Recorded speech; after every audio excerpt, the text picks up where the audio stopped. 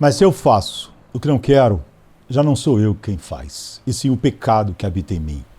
Porque no tocante ao homem interior tenho prazer na lei de Deus, mas vejo nos meus membros outra lei que, guerreando contra a lei da minha mente, me faz prisioneiro da lei do pecado que está nos meus membros. Romanos 7, 20 a 23. Há uma frase que destrói nossas ilusões de neutralidade. Ela não é desculpa, ela é diagnóstico. Ora, se faço o que não quero, já não sou eu quem o faz, mas o pecado que habita em mim. Paulo não está apagando responsabilidade, ele está acendendo luz. Ele está dizendo, existe em mim um agente que não é Deus, que não é santo, que não é vida. Existe um morador, uma presença intrusa, um resto que não foi entronizado pela graça, mas que ainda respira. E quando a Escritura fala assim, ela nos dá duas verdades ao mesmo tempo. Primeiro, o regenerado não é definido pelo pecado como Senhor. Há um eu que não consente com o mal como seu bem. Há uma nova disposição, há uma mente renovada, há um coração que ama a lei de Deus, ainda que muitas vezes seja humilhado pelo que encontra dentro de si. Segundo, o regenerado não está livre do pecado como inimigo interno. O pecado não está só na rua. Ele não é apenas uma pressão do mundo, nem apenas um ataque externo.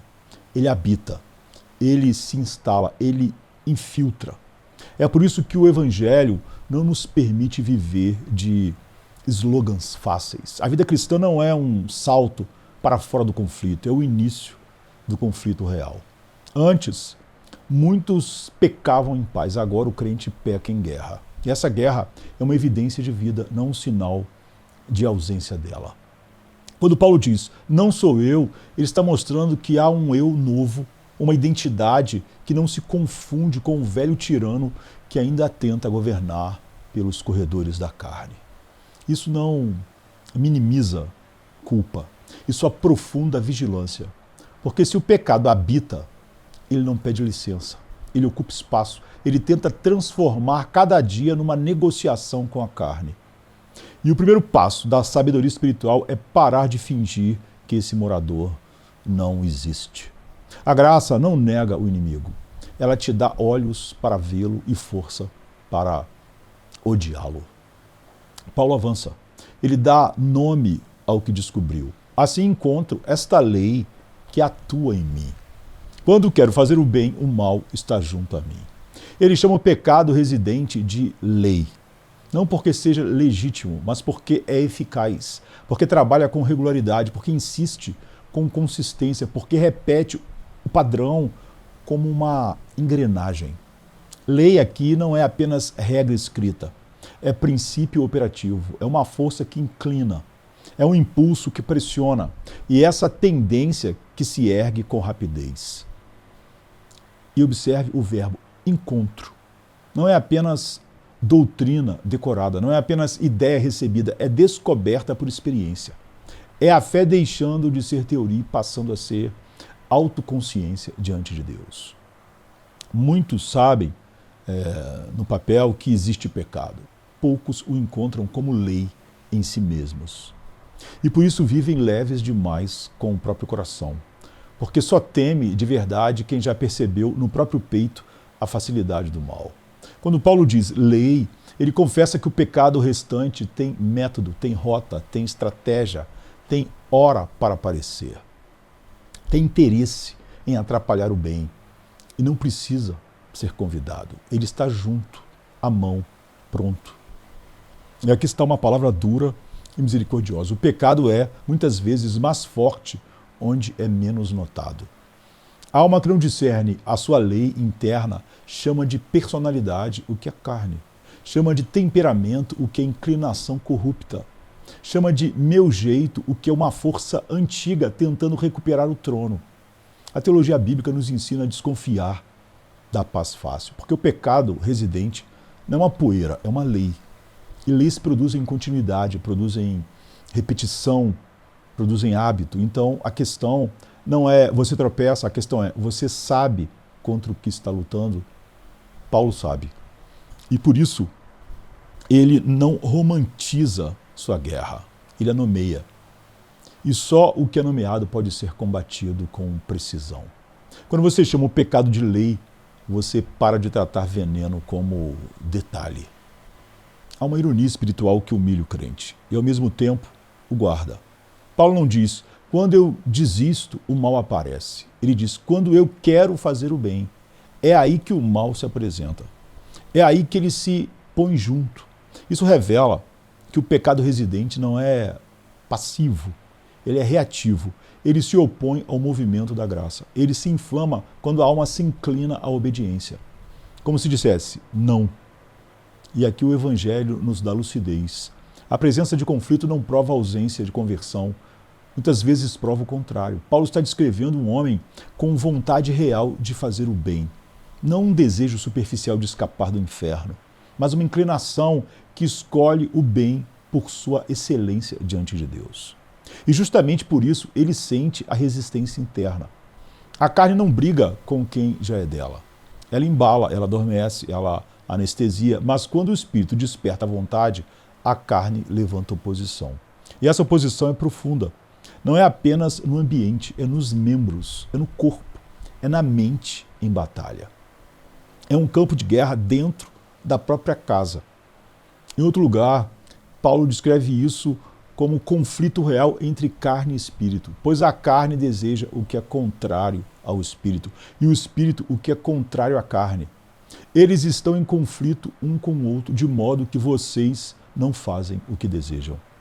O pecado residente tenta impedir o bem, não só por tentações grosseiras, mas por pequenas distorções, cansaço espiritual, dispersão, pressa, frieza, autopiedade, justificativas, adiamentos. Ele não precisa derrubar o crente num abismo público. Às vezes basta reduzir a obediência à metade, a oração a eco, a santidade a intenção.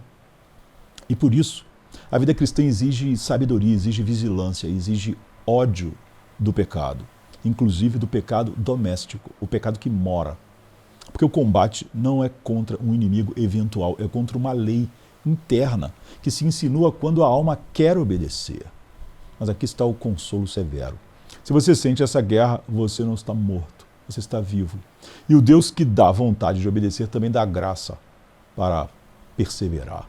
Se o mal se levanta quando você quer fazer o bem, não conclua, estou perdido, conclua, estou em guerra.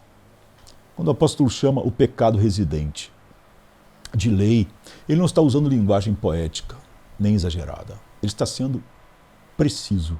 Ele escolhe uma palavra que carrega peso, estrutura e implicações. Lei não é apenas algo que instrui, lei é algo que opera. Lei é aquilo que se impõe com regularidade. Lei é aquilo que pressiona a vontade e molda o curso das ações. Por isso, Paulo não diz simplesmente que o pecado aparece nele. Ele diz que o pecado atua nele como uma lei. Não como um evento isolado, não como um tropeço ocasional, mas como um princípio ativo, repetitivo, insistente. Aqui está uma distinção essencial para a vida cristã. Há uma diferença profunda entre uma regra externa e um princípio interno. Uma regra pode ser conhecida e ignorada. Um princípio interno, porém, trabalha mesmo quando não é chamado. Ele se move por inclinação, ele age por hábito. É por isso que Deus, ao prometer a nova aliança, não fala apenas em revelar a sua lei, mas em escrevê-la no coração. Porque somente uma lei interior tem poder real de produzir obediência. Da mesma forma, o pecado residente é chamado de lei, porque não depende de estímulo externo para agir. Ele já está instalado, ele já está inclinado, ele já está pronto.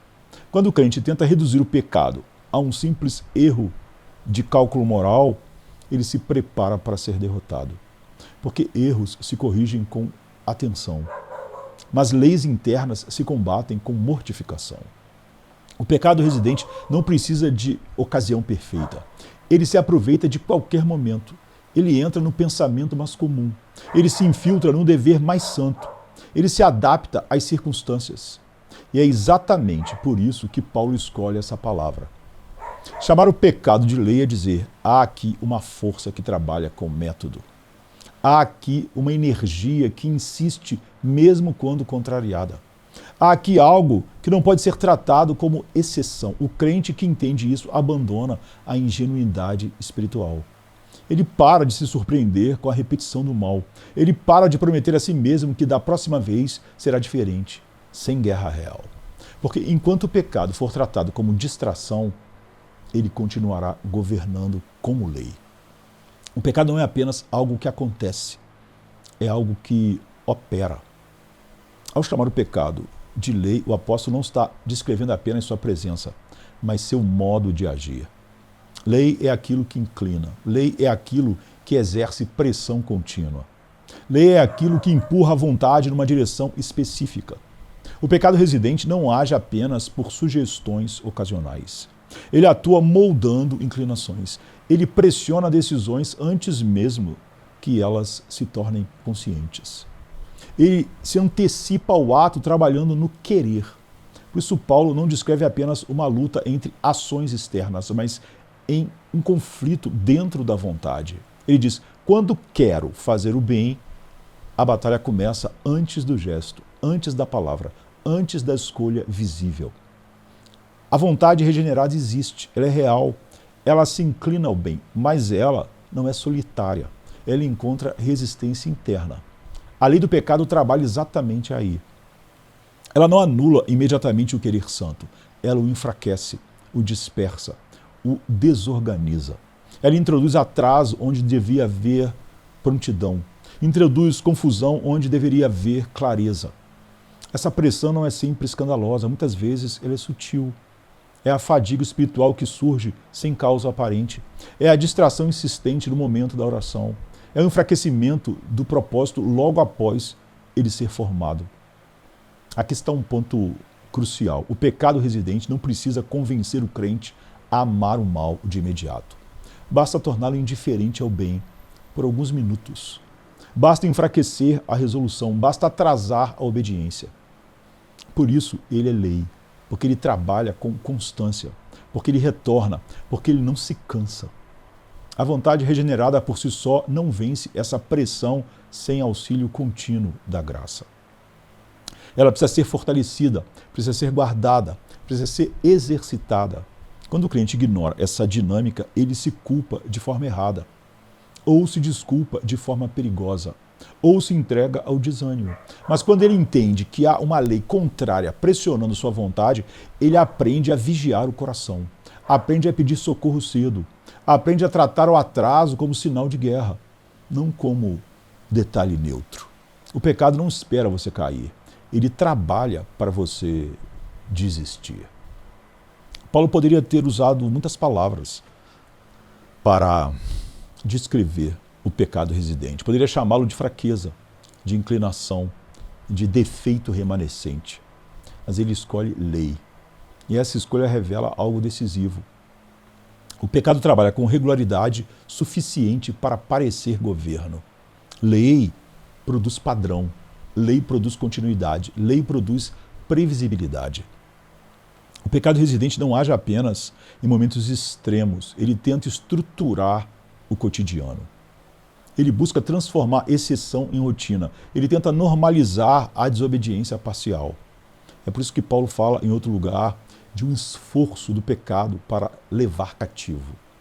Não se trata apenas de um ataque isolado, mas de uma tentativa constante de retomar domínio, como um rei deposto que continua enviando ordens. No crente, esse domínio foi quebrado. A lei do pecado não reina legitimamente, mas ela ainda atua como lei. Isso é, com impulso, repetição e pressão. E aqui está o perigo. Quando o crente esquece que o pecado opera como lei, ele passa a negociar com ele. Passa a tratá-lo como algo controlável. Passa a supor que pode relaxar sem custo. Mas leis não negociam. Ou são resistidas ou operam. É por isso que a Escritura insiste tanto na vigilância. Não porque Deus seja severo demais, mas porque o pecado é persistente demais. Paulo não descreve essa realidade para nos lançar no desespero, mas para nos livrar da ilusão Ilusão de neutralidade, ilusão de descanso nesta vida. Ilusão de que maturidade espiritual significa ausência de conflito. A maturidade verdadeira reconhece os padrões do inimigo. Reconhece suas recorrências, reconhece suas estratégias repetidas. E ao reconhecê-las, aprende a cortar cedo, a resistir rápido, a não permitir que a lei do pecado estabeleça hábito onde a graça quer formar obediência. O termo lei é, portanto, um alerta pastoral.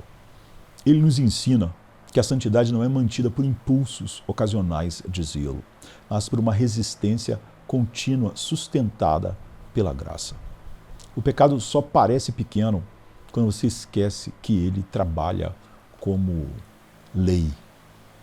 Há uma diferença decisiva entre ouvir a verdade e encontrá-la. Paulo não diz, aprendi que existe uma lei do pecado. Ele diz, encontro. O verbo carrega peso experimental. Não é informação recebida, é realidade percebida. A verdade de Deus, quando permanece apenas no nível do discurso, pode ser admirada sem ser obedecida, pode ser repetida sem ser temida, pode ser defendida sem jamais ser combatida no coração. Mas quando a verdade é encontrada, ela se torna incômoda. Ela expõe, ela fere o orgulho, ela desinstala a falsa paz. Paulo havia sido instruído, havia sido ensinado, conhecia a lei do pecado como conceito. Mas agora ele fala como alguém que a descobriu em si mesmo, no exercício da obediência. A verdade o alcançou por dentro. Essa é a grande diferença entre uma fé meramente informada e uma fé viva. A fé viva não se contenta em concordar com a doutrina. Ela a reconhece operando na própria experiência. Por isso muitos sabem que há pecado. Poucos sabem onde ele atua. Muitos reconhecem a doutrina do pecado original. Poucos discernem a lei do pecado residente. A experiência espiritual não cria a verdade, mas ela a conserva. Ela a protege do esquecimento. Ela impede que a doutrina se torne ornamento intelectual. Quando um crente encontra a lei do pecado em si mesmo, ele perde a leveza superficial com que tratava a própria alma. Ele para de brincar com pequenas concessões, ele para de chamar de fraqueza natural o que é força contrária à graça. Esse encontro não produz cinismo, produz seriedade. Não gera desespero, gera vigilância. Porque a partir desse ponto, a obediência deixa de ser idealizada e passa a ser realista. O crente entende que obedecer a Deus envolve resistência interna constante, que a caminhada cristã exige atenção diária, que a santidade não se sustenta em promessas feitas a si mesmo, mas em dependência contínua da graça. A experiência, assim, torna-se guardiã da verdade no coração. Ela impede que a fé se torne teórica. Ela mantém a doutrina acordada. A verdade que você não encontra em si mesmo, você esquecerá quando for provado. Paulo afirma algo implícito e perturbador. Nem todos encontram a lei do pecado em si mesmos. E isso não é virtude, é perigo. Há pessoas cercadas pela Escritura, instruídas na verdade, familiarizadas com a linguagem da fé, que nunca experimentaram esse encontro. Elas sabem que o pecado existe, mas não o conhecem como força operante dentro de si. O motivo é simples e terrível. Quem está sob domínio não discerne o dominador. Quem vive segundo a corrente não sente a força da água. A lei do pecado tem uma habilidade cruel. Ela anestesia antes de ferir. Ela produz paz falsa antes de produzir ruína real. Ela faz com que o homem chame de normal aquilo que o escraviza. As trevas não revelam a si mesmas. A morte espiritual não percebe a própria condição. Por isso, muitos vivem sem conflito interno e supõem que isso é maturidade, quando, na verdade, é submissão. Paulo encontra a lei do pecado porque ele luta. Ele a encontra porque há em si um princípio contrário, uma vontade regenerada que resiste. Sem resistência, não há percepção. Esse é um critério pastoral severo, mas necessário. A ausência de guerra não é evidência de saúde espiritual. Pode ser evidência de rendição, Quando o pecado reina sem oposição, ele não precisa se manifestar de forma violenta. Ele governa silenciosamente, ele estrutura hábitos, ele molda afetos, ele decide prioridades. Por isso, muitos vivem tranquilos em meio à negligência espiritual. Sem dor pela oração abandonada, sem peso pela palavra ignorada, sem incômodo pela santidade adiada. A lei do pecado, nesses casos, não precisa se mostrar como inimiga. Ela se apresenta como rotina, como vida normal, como equilíbrio. Mas quando a graça desperta o coração, essa falsa paz se rompe. O conflito surge, a consciência acorda. A lei do pecado é finalmente encontrada. E esse encontro, ainda que doloroso, é misericórdia, porque só luta quem está vivo. Só discerne quem recebe luz. A paz que nunca foi confrontada pode ser apenas escravidão confortável. O objetivo de encontrar a lei do pecado não é produzir obsessão introspectiva, nem gerar paralisia espiritual, nem criar uma vida cristã centrada no próprio coração. O objetivo é odiar corretamente. Quanto menos o crente discerne a lei do pecado, mais ele convive com ela. Quanto mais ele a encontra, mais ele a abomina. E essa aversão santa não o afasta de Deus, o empurra para Deus. Paulo não encontra a lei do pecado para se conformar com ela. Ele a encontra para combatê-la com clareza, para saber onde vigiar, para saber quando clamar por socorro. A consciência do pecado residente produz 3 frutos essenciais. Primeiro, humilhação real, não teatral, não performática, mas aquela que nasce do reconhecimento honesto da própria fragilidade. O coração deixa de se exaltar, deixa de se comparar, deixa de se justificar. Segundo, oração intensa, não genérica, não automática, mas súplica específica por auxílio. Quem encontra o inimigo sabe que não pode lutar sozinho e aprende a pedir graça antes da queda, não depois dela. Terceiro, diligência vigilante. A obediência deixa de ser improviso, passa a ser planejada, guardada, cuidada. O crente aprende a fugir de ocasiões, a cortar cedo, a desconfiar de si mesmo sem desconfiar de Deus. Essa consciência também protege contra pecados escandalosos. As grandes quedas raramente começam grandes, elas crescem no solo da negligência, da falsa segurança, da ausência de discernimento. Por isso, a Escritura insiste: conhecer essa lei é questão de vida espiritual. Ignorá-la é caminhar desarmado. Quando o crente encontra a lei do pecado, ele não se torna menos confiante na graça, ele se torna mais dependente dela. Ele descobre que a vida cristã não é sustentada por impulsos ocasionais de zelo, mas por suprimentos constantes do Espírito. E assim, paradoxalmente, quanto mais clara é a visão do pecado, mais preciosa se torna a graça.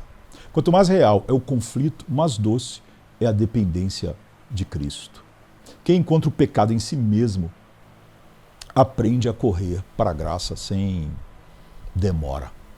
Quando o apóstolo afirma, quando quero fazer o bem, ele não descreve um impulso ocasional, ele descreve um estado habitual da alma regenerada, uma disposição constante, uma inclinação plantada pela graça.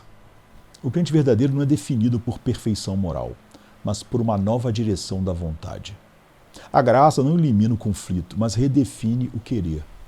Antes, a vontade corria naturalmente para o pecado. Agora, ela se inclina de modo real e contínuo para o bem espiritual.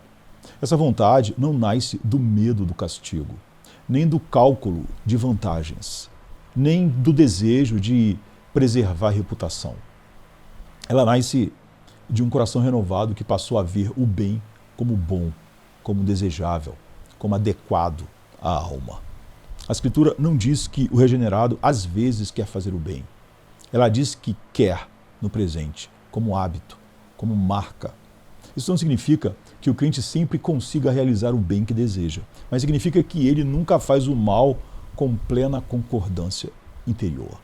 Há resistência, há lamento, há desgosto santo. Essa distinção é essencial. O pecado pode vencer batalhas, mas não governa o coração.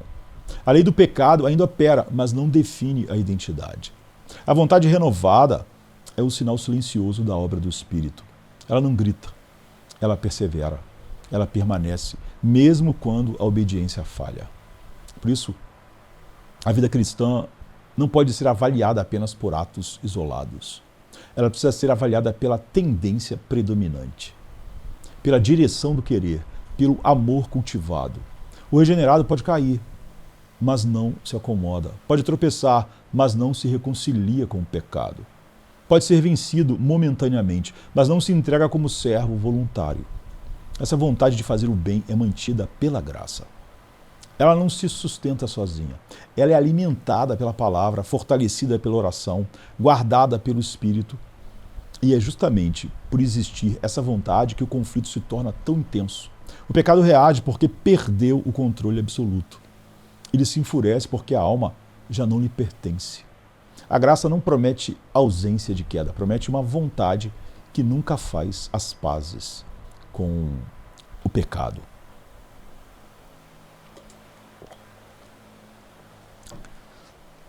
É possível resistir ao pecado sem amar o bem. É possível dizer não exteriormente enquanto o coração diz sim. É possível abandonar prática sem abandonar desejos. Por isso, Paulo não fala apenas de oposição ao pecado, mas de vontade de fazer o bem. Essa é a linha divisória entre o regenerado e o moralista.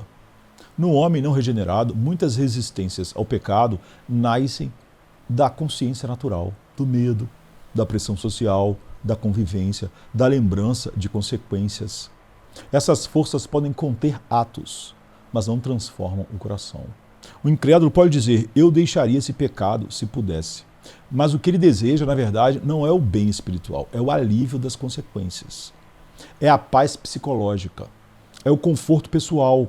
Ele não escolhe o bem por sua excelência diante de Deus. Ele apenas evita o mal por seus efeitos indesejáveis. Já no regenerado, a vontade se move em outra esfera. O bem é amado porque é conforme a Deus, porque glorifica a Deus, porque se ajusta à nova natureza. Isso não torna o crente forte em si mesmo, mas o torna honesto. Ele não chama de virtude aquilo que nasce apenas do medo. Ele não confunde contenção externa com santidade. A vontade espiritual é diferente porque é teocêntrica. Ela se orienta para Deus.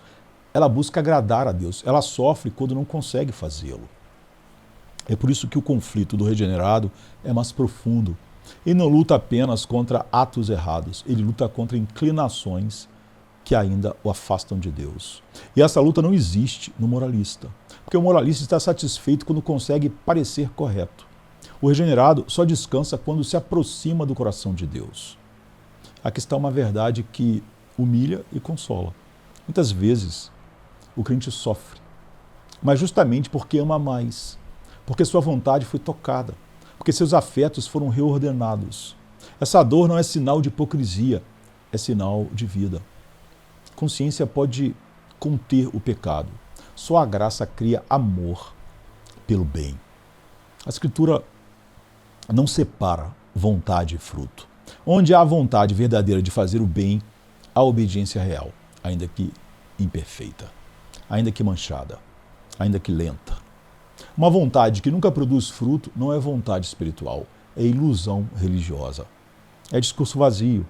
O apóstolo não admite uma espiritualidade abstrata, desconectada da vida concreta. A vontade é o princípio das ações morais.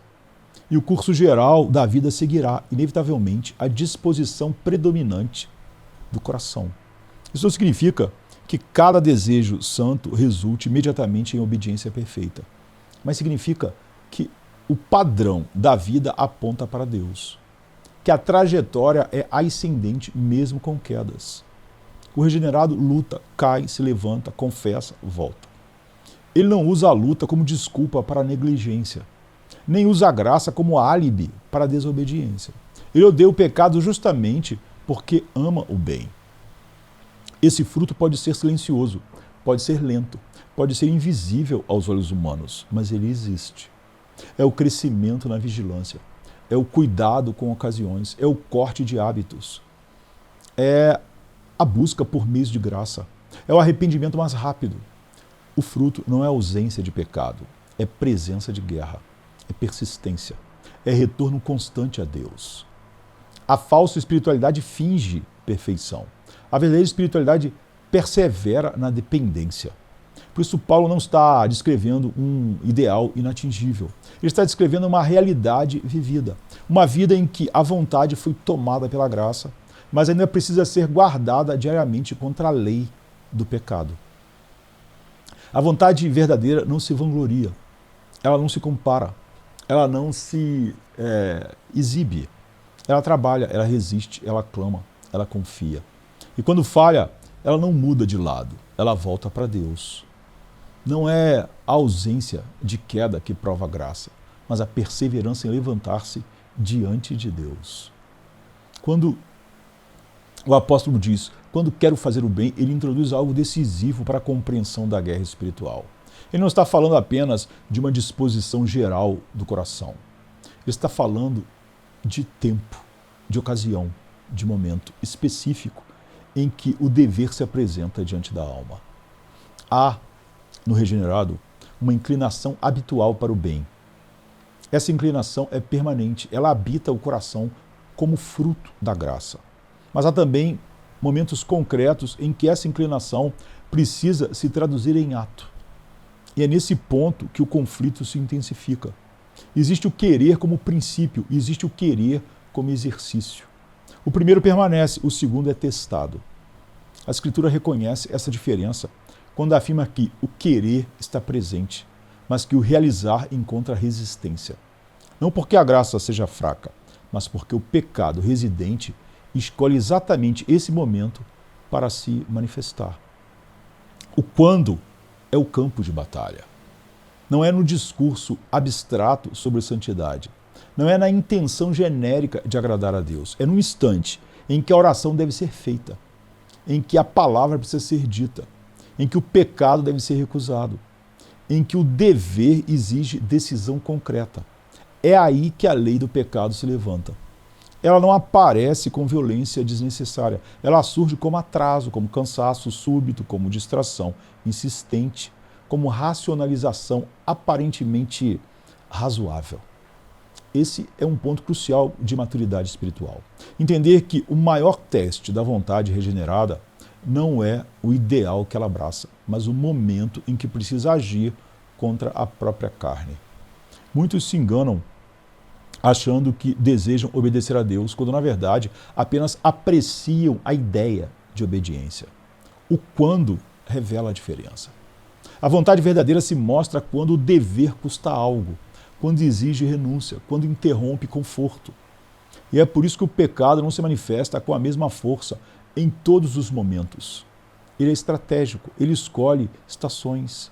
Ele se levanta quando a obediência ameaça avançar.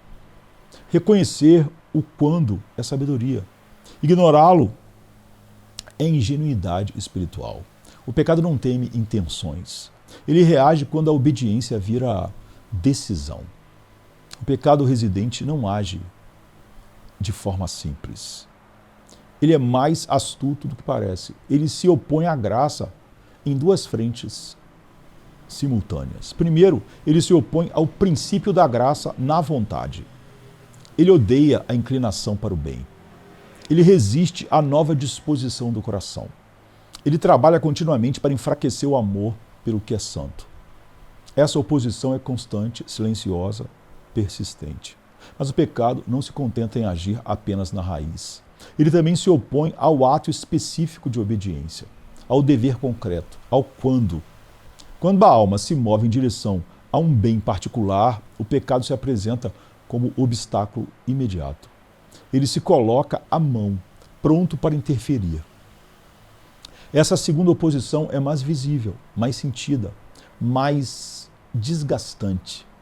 O princípio da graça pode permanecer firme, mas o ato encontra resistência real. A vontade quer, mas a execução é atrasada, enfraquecida, interrompida. É aqui que muitos se confundem. Eles pensam que, porque não conseguiram obedecer como desejavam, sua vontade não era verdadeira. Mas Paulo ensina o contrário. A presença dessa oposição é evidência de que a vontade regenerada está ativa. O pecado só se opõe com tanta força quando algo real ameaça avançar. Essa dinâmica explica por que a vida cristã é frequentemente marcada por tensão, por que a oração exige esforço, por que a vigilância é cansativa, por que a santidade parece, às vezes, uma subida constante. Não se trata de falha da graça, trata-se da realidade da guerra. O pecado luta contra o princípio para enfraquecer o coração e luta contra o ato para impedir a obediência concreta. Ignorar essa dupla oposição leva à frustração. Reconhecê-la conduz à sabedoria. O crente aprende a guardar o coração antes do dever e a clamar por auxílio durante o dever. Ele entende que a obediência não é automática, ela é sustentada. O pecado combate tanto o querer quanto o fazer, porque teme qualquer avanço da graça. A pergunta inevitável é essa: por que o pecado parece mais ativo justamente quando queremos obedecer? A resposta bíblica é clara e profunda, porque há uma guerra real entre carne e espírito. A Escritura afirma que esses dois princípios se opõem mutuamente para que não façamos o que desejamos. Não se trata de metáfora, trata-se de realidade espiritual. O espírito inclina o coração para Deus, a carne resiste a essa inclinação. E essa resistência não é acidental, ela é intencional. O pecado residente percebe que cada ato de obediência enfraquece seu domínio remanescente. Cada dever cumprido é uma perda de território. Cada passo em santidade é uma declaração de que ele não reina mais. Por isso ele reage, ele se agita. Ele tenta impedir o avanço antes que ele se consolide. Essa reação não é sempre escandalosa. Muitas vezes ela é sofisticada. Ela se disfarça de prudência excessiva, de autocuidado exagerado, de adiamento responsável. O pecado raramente precisa levar o crente a um abismo público. Basta mantê-lo ineficaz, inconstante, dividido. E aqui está um consolo severo. A intensidade da oposição não prova a ausência da graça, mas a presença de um conflito real. Se não houvesse vida espiritual, não haveria esta guerra.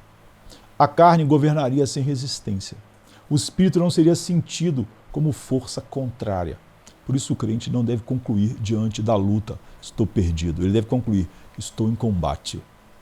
E esse combate exige armas espirituais, exige vigilância, exige oração, exige dependência contínua do Espírito. A obediência cristã não é heroísmo humano, é perseverança sustentada. Cada vez que o crente escolhe obedecer, apesar da resistência interna, ele confirma que pertence a outro reino, que serve a outro Senhor. Se a obediência provoca guerra, é porque a carne já perdeu o direito de governar. A descrição que o apóstolo faz não é parcial, ela é completa. Ela não permite leituras simplistas da vida cristã.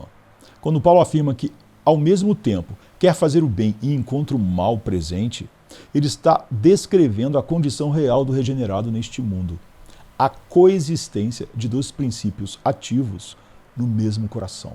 De um lado, a graça, não como mera ajuda externa, mas como princípio vivo, como nova disposição da alma, como governo real do coração diante de Deus. Do outro, o pecado residente, não como senhor legítimo, mas como inimigo persistente, como força remanescente, como lei que ainda opera, embora tenha perdido o trono. Esses dois princípios não se alternam, eles coexistem. Eles não fazem acordos, eles se opõem continuamente. É por isso que a Escritura não descreve o crente como alguém que às vezes é espiritual e às vezes é carnal, mas como alguém que vive sob tensão constante. A graça não elimina imediatamente a presença do pecado. Ela elimina sua autoridade final. Ela quebra seu direito de governar, mas permite, por um tempo, que ele permaneça como instrumento de humilhação, vigilância e dependência. Aqui se desfaz um erro comum. Imaginar que maturidade espiritual significa ausência de conflito interno. Na verdade, quanto mais clara é a obra da graça, mais sensível se torna a consciência. Mais perceptível se torna o pecado. Mais intensa se torna a luta. O regenerado não é aquele que não sente o peso do pecado, mas aquele que não consente com ele. Ele o reconhece, ele o odeia, ele o combate. Essa condição dupla não é sinal de fracasso do Evangelho, é parte do caminho da santificação. Deus poderia aniquilar instantaneamente o pecado remanescente, mas ele escolhe conduzir o seu povo por um caminho de guerra sustentada. Nesse caminho, a graça é exaltada, porque cada passo de obediência é sustentado, não produzido autonomamente. E o orgulho é mortificado, porque o crente nunca pode atribuir sua perseverança a si mesmo. Essa coexistência gera humildade profunda. O crente aprende a desconfiar de si mesmo e a confiar plenamente em Deus. A santidade não nasce da ausência de inimigos, mas da graça que governa no meio da guerra. A presença de dois princípios no coração produz, inevitavelmente, duas operações contrárias. Essas operações não são teóricas, elas se manifestam na experiência diária do crente. De um lado, há o movimento da graça. Ela inclina o coração para Deus. Ela desperta desejo por obediência. Ela move a vontade em direção ao que é santo. Do outro, há o movimento do pecado residente. Ele resiste, ele se rebela, ele tenta interromper o avanço da graça. Esses dois movimentos não se revezam pacificamente, eles colidem, eles se chocam, eles disputam a direção da vida. É isso que torna a obediência cristã tão exigente. Não se trata apenas de escolher entre o bem e o mal externamente. Trata-se de resistir a uma força interna que se opõe ao próprio querer regenerado. O crente sente isso de forma concreta. Quando deseja orar, algo resiste. Quando deseja meditar, algo dispersa. Quando deseja obedecer, prontamente, algo adia. Essas resistências não são imaginárias. Elas são fruto da operação contínua da lei do pecado. Ao mesmo tempo, a graça não permanece inativa. Ela sustenta o desejo, ela fortalece a resolução, ela renova o arrependimento após a queda. Essa dinâmica impede duas ilusões perigosas. Primeira, a ilusão da autossuficiência. O crente percebe rapidamente que não consegue obedecer por força própria. Ele aprende a depender. Segunda, a ilusão do desespero. Apesar da resistência, a vontade regenerada não é anulada. Ela permanece, ela retorna, ela persevera. A Escritura descreve essa realidade de forma clara. O desejo da carne é contra o Espírito e o do Espírito contra a carne. Esse conflito explica porque nem sempre fazemos o que desejamos, mas também explica porque não desistimos de desejar o bem.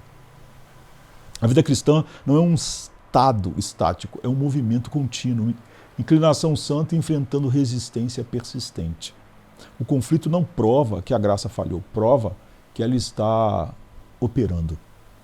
Diante dessa condição, dois princípios e duas operações, surge uma exigência inevitável: sabedoria espiritual. Não uma sabedoria teórica, mas uma sabedoria aplicada ao governo do próprio coração. Paulo afirma que o conhecimento desses princípios é central para a vida cristã, porque deles procedem nossas alegrias e tristezas, nossas vitórias e quedas, nossos consolos e angústias. Ignorar essa realidade é caminhar às cegas e viver sem compreender as causas internas do próprio comportamento espiritual. É confundir sintomas com raízes. Muitos conhecem bem suas circunstâncias externas, conhecem seus bens, suas rotinas, sua saúde física, mas conhecem pouco o próprio coração. E essa ignorância é perigosa, porque um coração mal governado arrasta toda a vida consigo. A sabedoria espiritual começa quando o crente aprende a vigiar o interior, observar os movimentos da vontade e discernir quando o pecado começa a ganhar espaço, a identificar padrões de negligência. Essa vigilância não é obsessiva, ela é responsável, ela não gera introspecção paralisante, mas atenção humilde. O crente sábio não confia em impulsos momentâneos. Ele constrói hábitos santos. Ele se cerca de meios de graça. Ele reconhece suas fraquezas. Ele entende que governar o coração exige diligência contínua, porque há forças contrárias atuando. E negligência, nesse contexto, não é neutralidade, é concessão. Essa sabedoria também ensina o crente a não se surpreender com a luta, a não se escandalizar consigo mesmo, a não abandonar o caminho por causa da resistência. Ele aprende que a santidade não é ausência de batalha, mas administração fiel da guerra sob o governo da graça. E assim, pouco a pouco, a vida cristã deixa de ser reativa e passa a ser conduzida com temor, dependência e esperança. Quem não governa o próprio coração será governado pela lei que nele habita.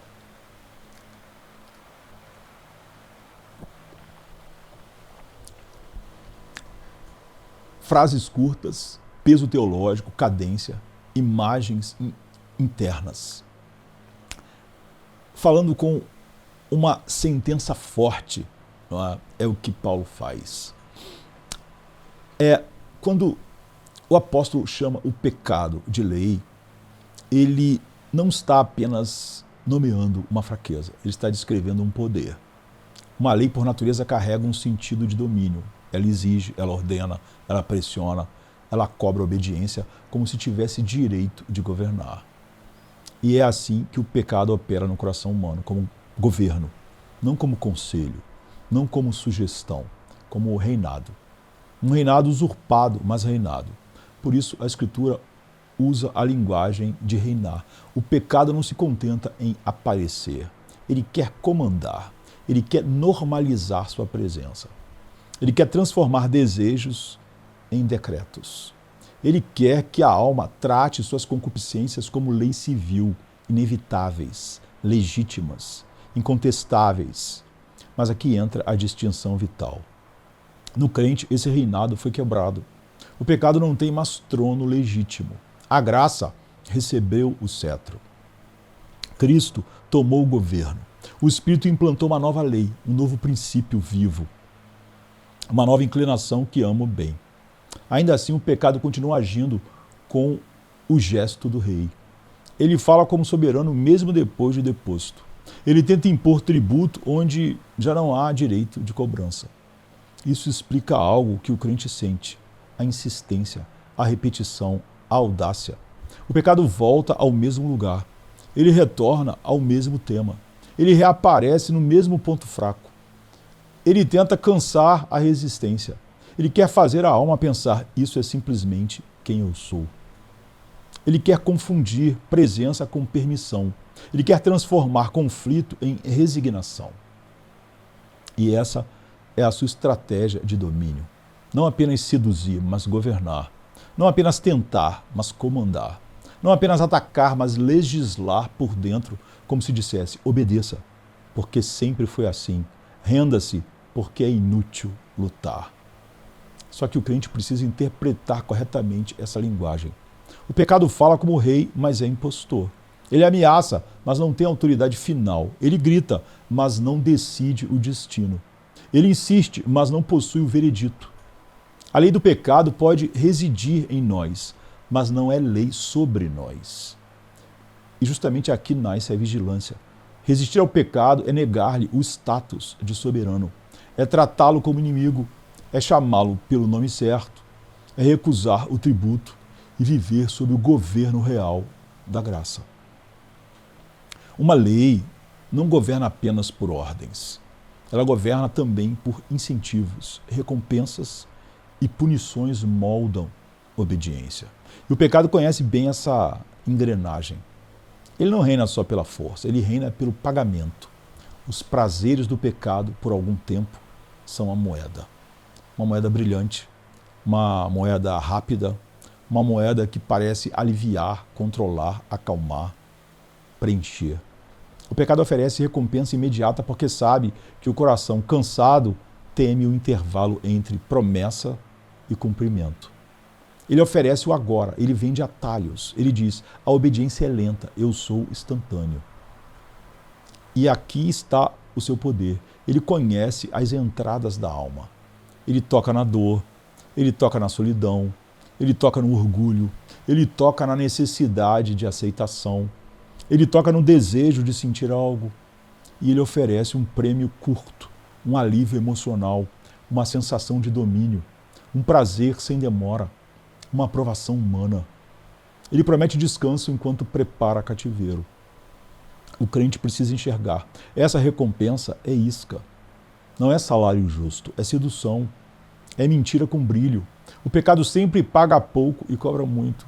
Ele dá migalhas e exige culto.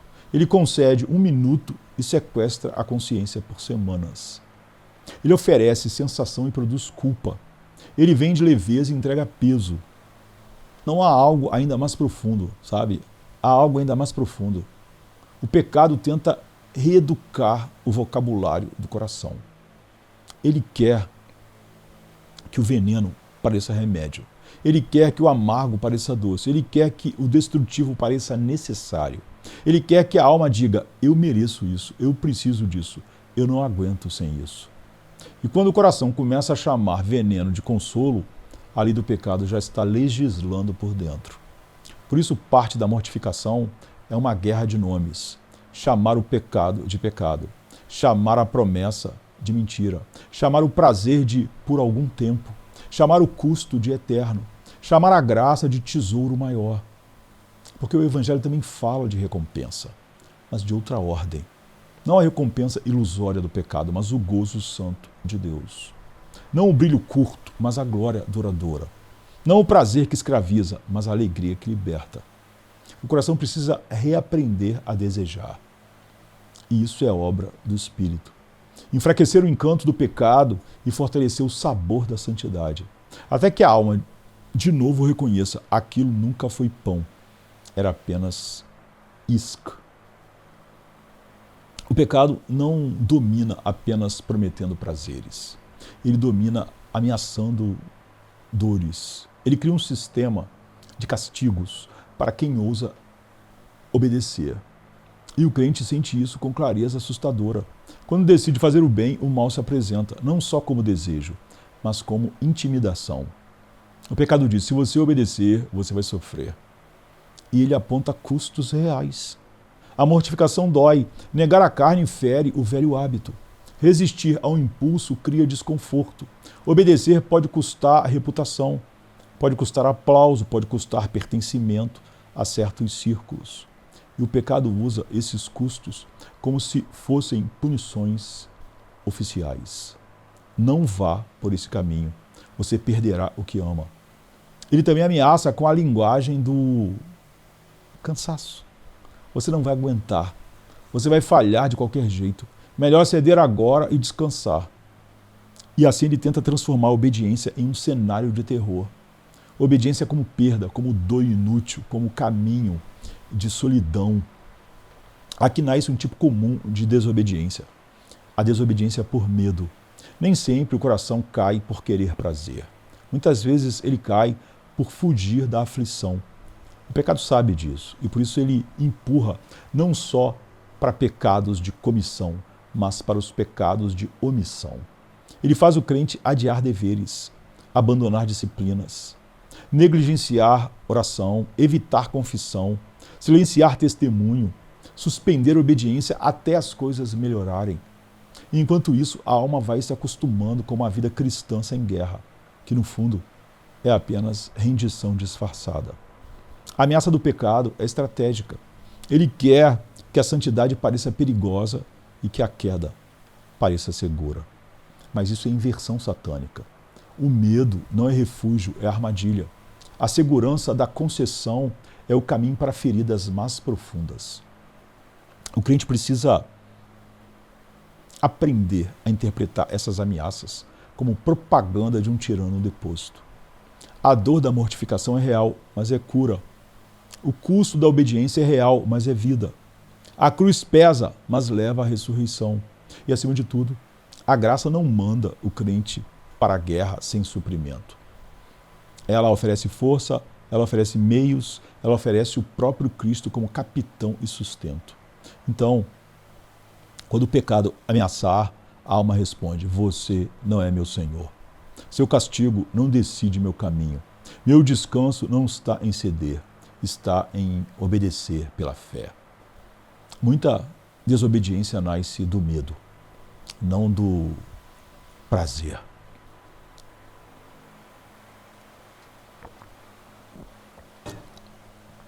Há uma diferença que muda tudo.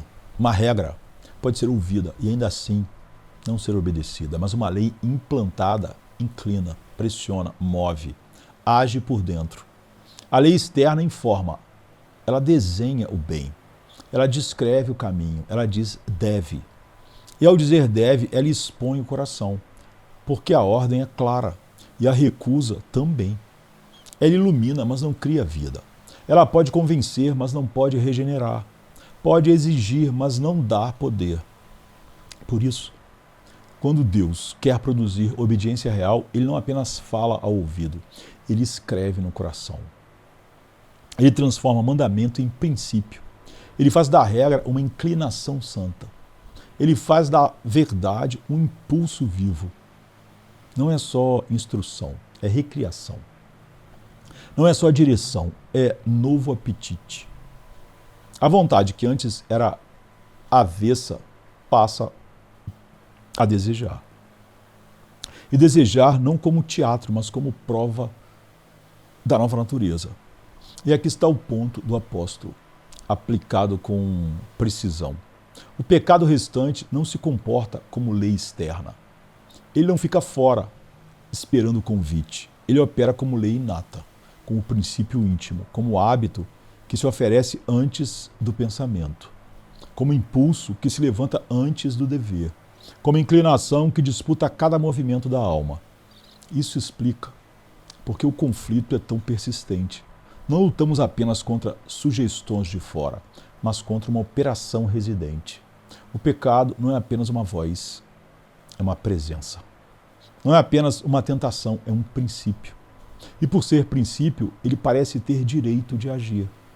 Não por legitimidade, mas por intimidade. Ele conhece os corredores do coração. Ele sabe os atalhos da mente. Ele trabalha com material interno. E é aqui que a sabedoria começa. Não chamar essa presença de fraqueza emocional, nem de fase, nem de apenas um mau dia.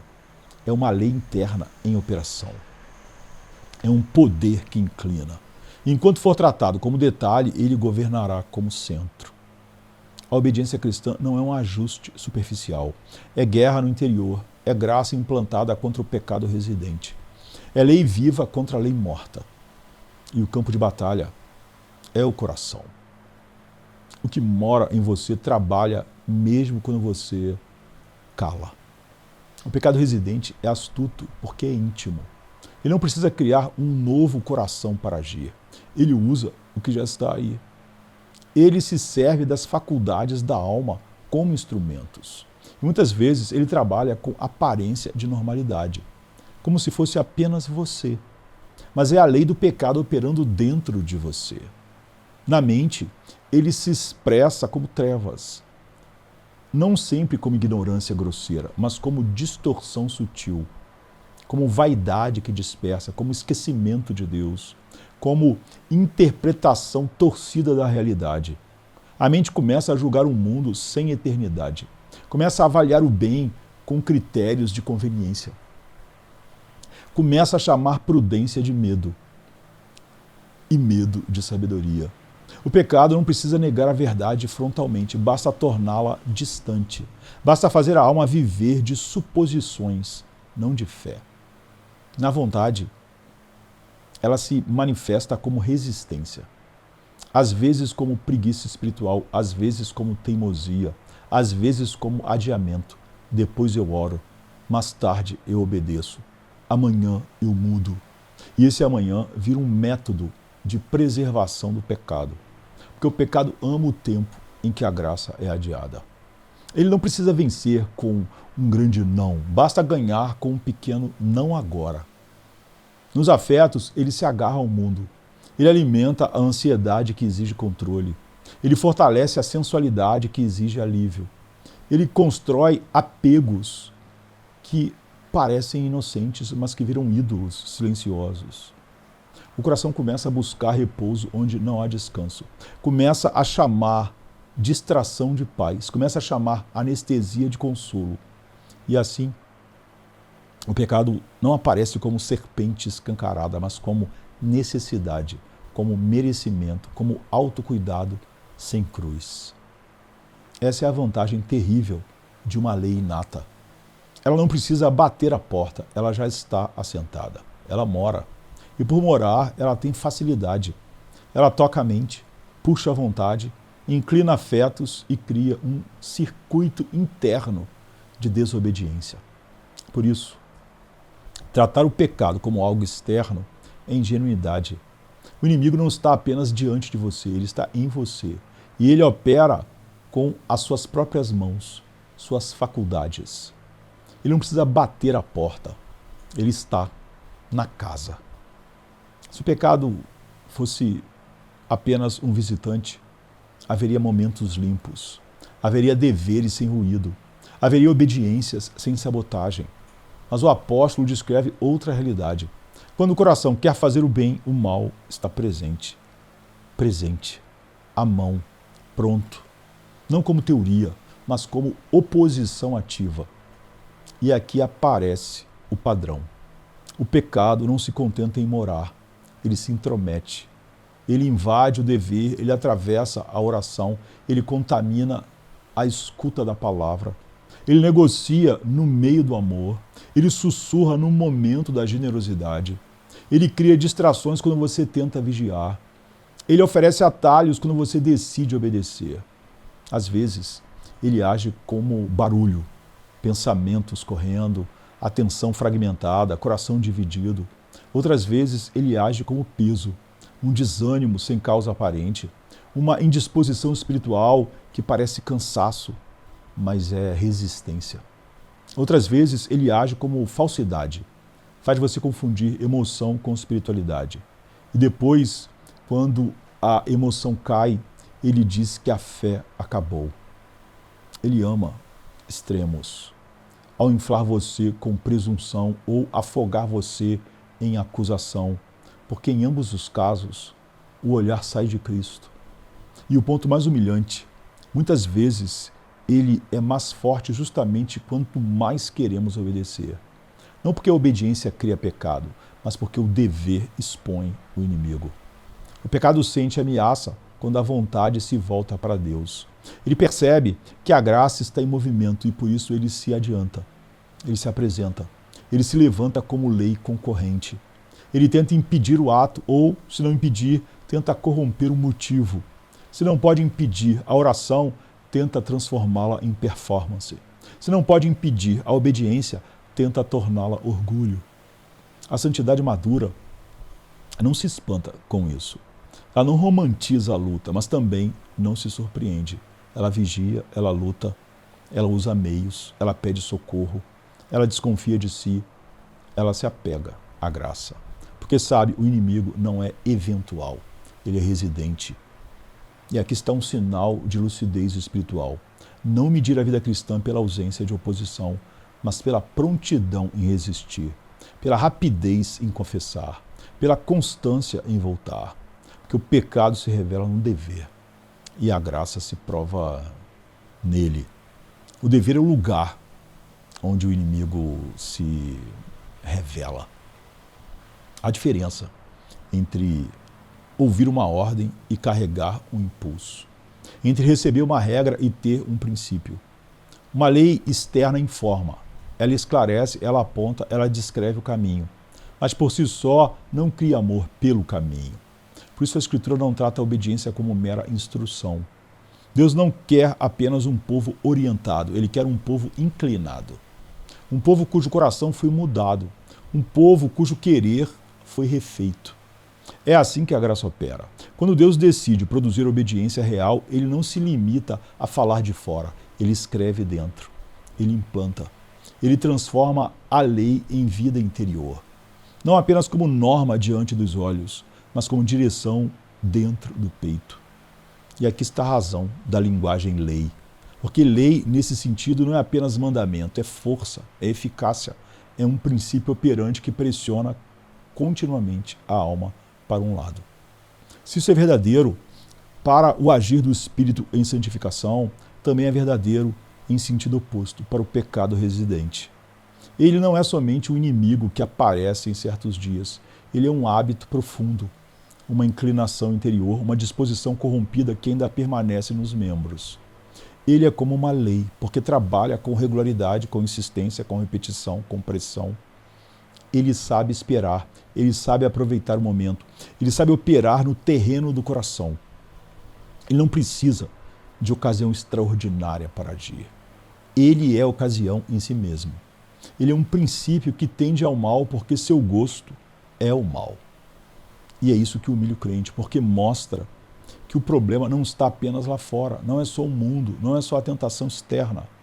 Há algo dentro que responde, que se move, que coopera, que quer negociar com a sombra. Isso não destrói a certeza da graça, isso destrói a vaidade. Porque a santificação neste mundo não é passeio, é guerra. E a guerra é íntima. O que mora em você trabalha mesmo quando você cala. A lei do pecado não atua como um estranho distante. Ela opera a partir de dentro. Ela trabalha com as ferramentas da própria alma. E é por isso que ela é tão perigosa, porque você não consegue sair de si para obedecer. Você obedece com mente, com vontade, com afetos. E é justamente aí que essa lei ainda tenta exercer sua influência. Na mente, ela ama trevas. Não apenas ignorância simples, mas distorção. Vaidade, fuga, ruído interior. A mente aprende a trocar o essencial pelo urgente, a trocar o eterno pelo imediato, a chamar de realismo aquilo que é incredulidade, a chamar de prudência aquilo que é autoproteção. A lei do pecado sabe pintar, sabe sugerir, sabe dar ao erro uma aparência razoável. Na vontade, ela resiste, ela posterga, ela negocia, ela cria uma lentidão espiritual que parece cansaço, mas é aversão. Uma teimosia que não se apresenta como rebelião aberta, mas como adiamento contínuo.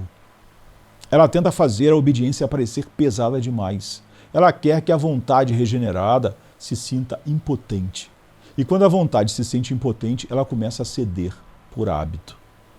Nos afetos, ela busca o mundo como consolo, busca a criatura como descanso, busca o controle como paz. Ela alimenta a ansiedade, ela alimenta a comparação, ela alimenta a carência, ela alimenta a sensualidade, porque sabe que um coração faminto de Deus é difícil de seduzir. Mas um coração faminto de alívio é fácil de comprar. E aqui está o ponto. Ela não precisa fabricar novas faculdades. Ela só precisa inclinar as antigas. Ela não precisa criar outro coração. Ela só precisa explorar as sobras do coração velho. Por isso o crente aprende a temer a si mesmo. Não como desespero, como sobriedade. Porque sabe que o inimigo não mora apenas nos ambientes. Mora nos movimentos, nos pensamentos, nos desejos, nas reações, nos pequenos impulsos que, somados, viram direção. Ele não precisa bater a porta, ele está na casa. A lei do pecado, por ser interna, não observa seus deveres de longe. Ela se aproxima, ela se mistura, ela se intromete, ela entra no próprio ato de obedecer e tenta corromper a obediência por dentro. Você se levanta para orar e de repente a mente dispersa, o coração esfria, a pressa aparece, a incredulidade sussurra. Você abre a palavra e a alma quer passar os olhos sem ser ferida, sem ser exposta, sem ser contrariada. Você tenta amar e surge orgulho. Você tenta servir e nasce vaidade. Você tenta perdoar e aparece autojustificação. Você tenta confessar e o coração quer suavizar a culpa. Você tenta mortificar e o corpo pede trégua. Você tenta resistir à tentação e a tentação parece mais razoável justamente no momento da resistência. Essa é uma das marcas mais humilhantes desse inimigo. Muitas vezes ele se torna mais ativo quando a vontade regenerada se torna mais ativa. Não porque ele seja soberano, mas porque ele é reativo. Ele odeia o bem, ele percebe o movimento da graça e responde com oposição. A maturidade cristã não se escandaliza com isso. Ela não transforma a luta em teoria. Ela não faz da santidade um palco. Ela aprende vigilância, aprende dependência, aprende disciplina, aprende a usar os meios de graça com seriedade, porque sabe que não existe dever neutro. Todo dever é campo de batalha. E isso produz duas coisas ao mesmo tempo: humildade e esperança. Humildade porque você percebe o quanto precisa de Cristo até para desejar o bem. Esperança porque essa luta é sinal de vida. Mortos não lutam, regenerados lutam. E lutam porque há um novo princípio neles que não consente com o mal. O dever é o lugar onde o inimigo se revela realmente.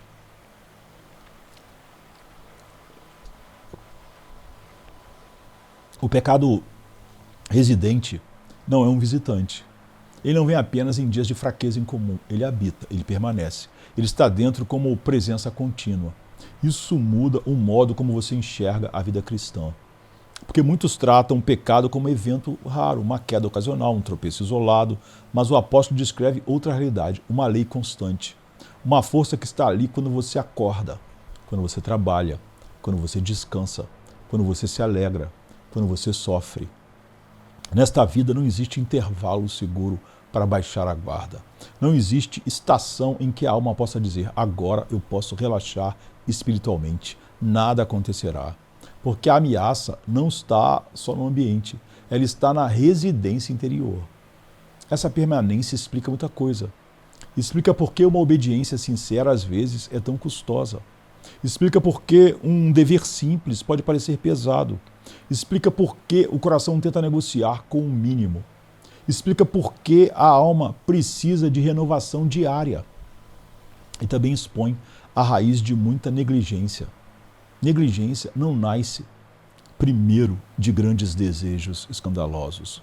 Muitas vezes nasce de um erro de diagnóstico. Você trata o inimigo como se fosse raro, e por tratá-lo como raro, você deixa portas abertas.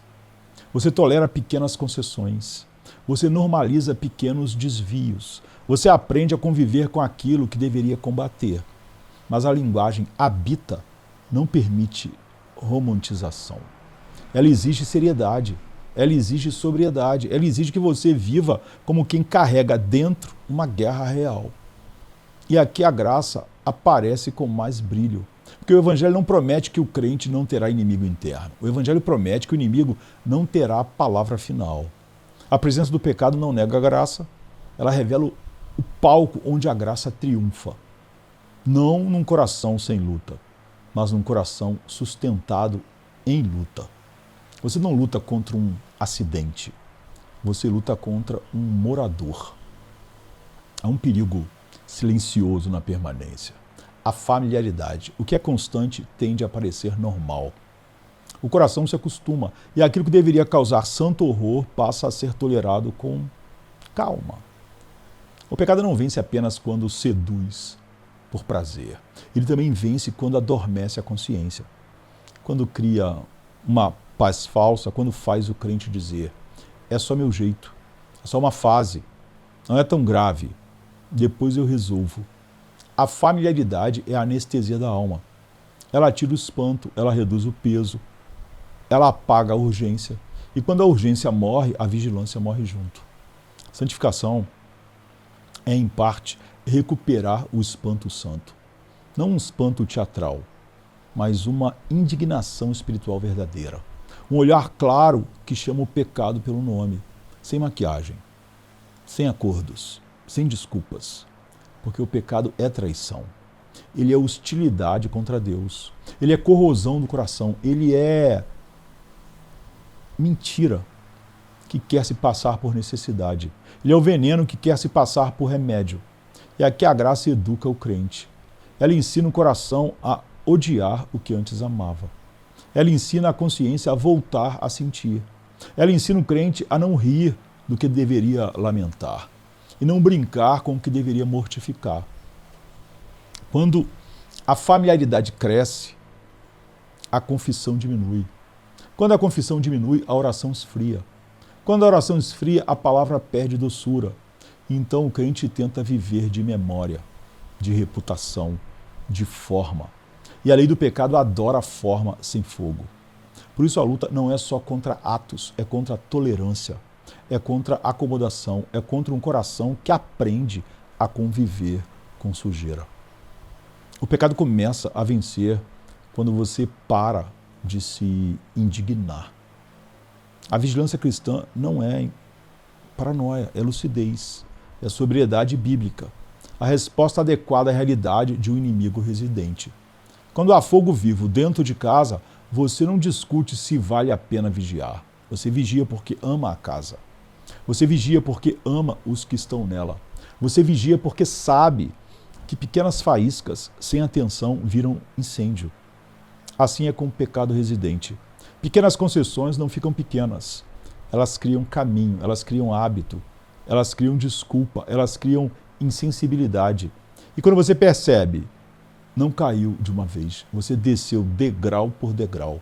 Por isso, a disciplina precisa ser diária, não ocasional. Não apenas quando a culpa aperta, não apenas quando o medo desperta, mas diária. Porque o inimigo é diário. Vigilância é guardar os sentidos, guardar a mente, guardar o coração, examinar desejos, cortar ocasiões, buscar a palavra, persistir em oração, frequentar os meios de graça. Abrir a vida é a correção, aceitar confrontos necessários e não negociar com aquilo que mata. E a vigilância tem um fundamento, dependência. O crente não vigia para provar força, ele vigia porque sabe fraqueza. Ele vigia porque sabe que precisa de Cristo. Ele vigia porque sabe que o Espírito é o único capaz de sustentar perseverança real. Quando a vigilância desaparece, a vida espiritual vira improviso. E improviso diante de um inimigo residente é receita de queda. Não porque a graça seja frágil, mas porque Deus não nos chamou a brincar com o perigo. Ele nos chamou a andar em temor, em seriedade, em humildade. Quem brinca com brasas não pode reclamar da queimadura. O pecado não é um objeto imóvel dentro do crente, ele é um princípio. Ele se move, ele reage. Ele não apenas habita, ele se apresenta. Paulo chama essa presença de lei, não porque seja justa, mas porque é eficaz, porque opera com constância, porque se impõe com uma regularidade que imita governo, como vimos. A diferença entre saber que o pecado existe e perceber como ele se adianta. Estar presente em mim não descreve visita, descreve prontidão, como quem fica ao lado, como quem acompanha o passo. Quando a alma se volta para o bem, o mal já está à mão, pronto para oferecer resistência, pronto para sugerir atalhos, pronto para desviar o olhar. Essa prontidão é estratégica. O pecado é antigo, ele conhece as portas, ele observa horários, ele entende a lógica do coração. Ele não age sempre do mesmo modo, ele se ajusta ao momento. Quando você se aproxima do dever, ele muda de linguagem. Se não pode seduzir, acusa. Se não pode acusar, distrai. Se não pode distrair, endurece. Se não pode endurecer, adia. A sua meta não é apenas produzir um ato ruim, é impedir um ato bom de amadurecer. Ele trabalha antes do fruto. Ele ataca na semente. Ele tenta cortar a obediência no início. Porque um bem praticado com fé fortalece o hábito santo.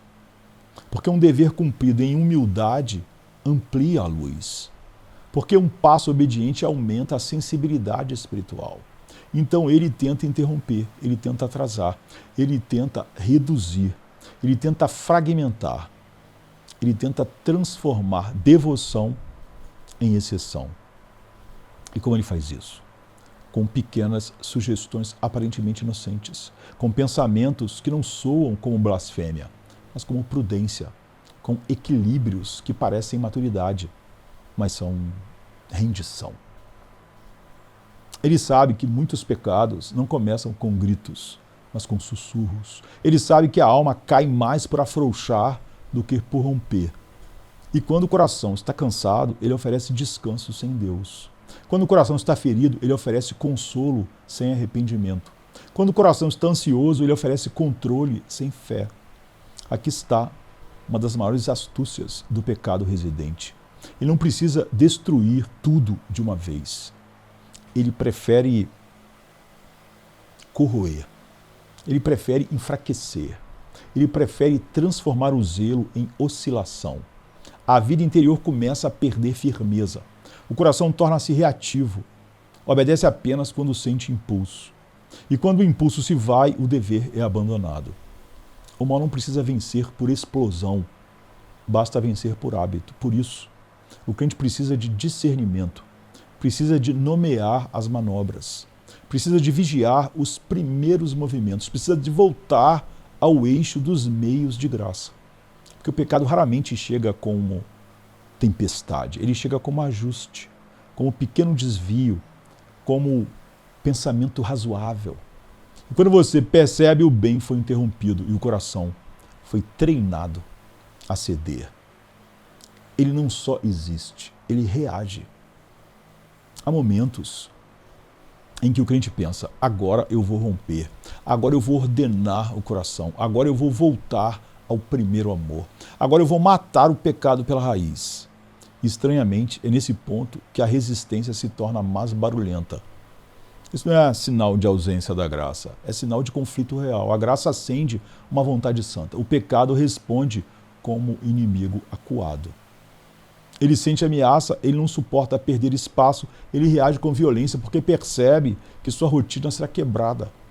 A oposição aumenta quando o avanço é mais decidido. Não porque o mal seja maior do que Deus, mas porque o mal é mais evidente quando a luz entra. Sem doutrina sólida, isso vira escândalo. O crente interpreta a luta como prova de que nunca foi regenerado. Ou pior, interpreta a luta como prova de que Deus o abandonou. E então ele recua. Ele chama recuo de prudência. Ele chama desistência de equilíbrio. Ele chama a própria covardia de paz, mas a Escritura chama isso de engano. O coração tenta se purificar. O pecado tenta confundir. Ele lança fumaça para que a alma não veja. Ele produz cansaço espiritual, ele faz o dever parecer pesado demais, ele sugere que a obediência é impossível. Ele pinta o caminho estreito como crueldade. E se a alma não estiver firmada, ela toma essa voz como verdade. Por isso Deus não nos deu apenas um ideal, Ele nos deu meios. Palavra, oração, igreja, mesa. Providências duras que nos acordam. A perseverança, então, precisa ser redefinida. Perseverança não é sentir facilidade.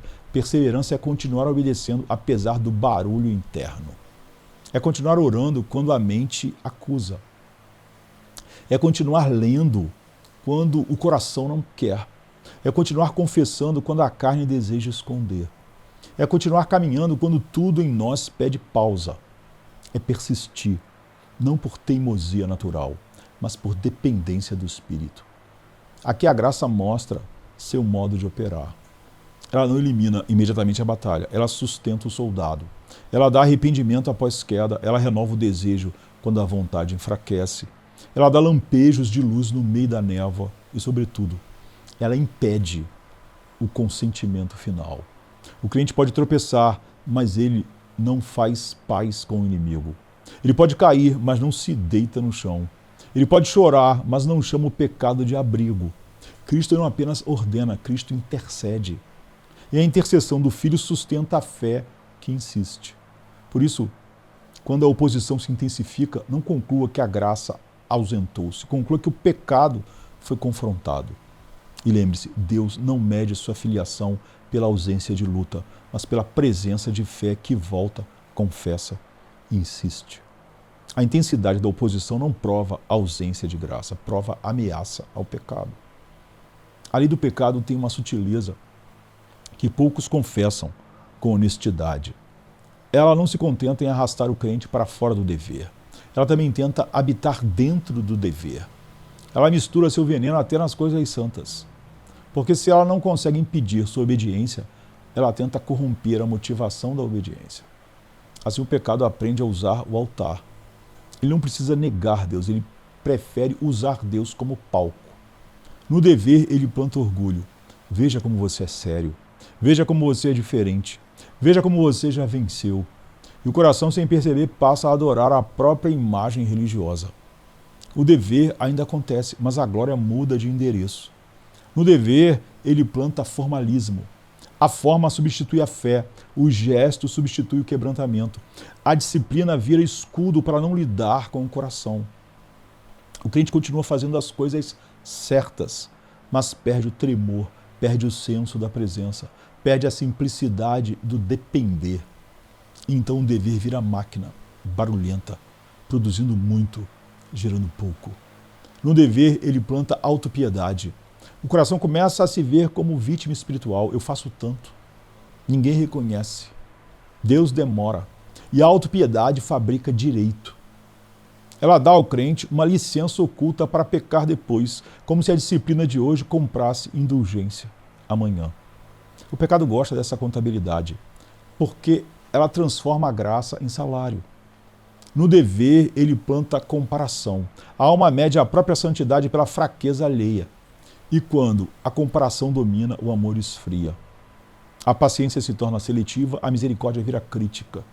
O crente passa a vigiar a vida dos outros com lupa, enquanto trata o próprio coração com benevolência. Até o zelo pode ser contaminado. O pecado veste roupa de urgência. Ele chama dureza de fidelidade. Ele chama impaciência de coragem. Ele chama agressividade de verdade. E o coração inflamado pensa que está defendendo Deus, quando na verdade está defendendo o próprio ego ferido.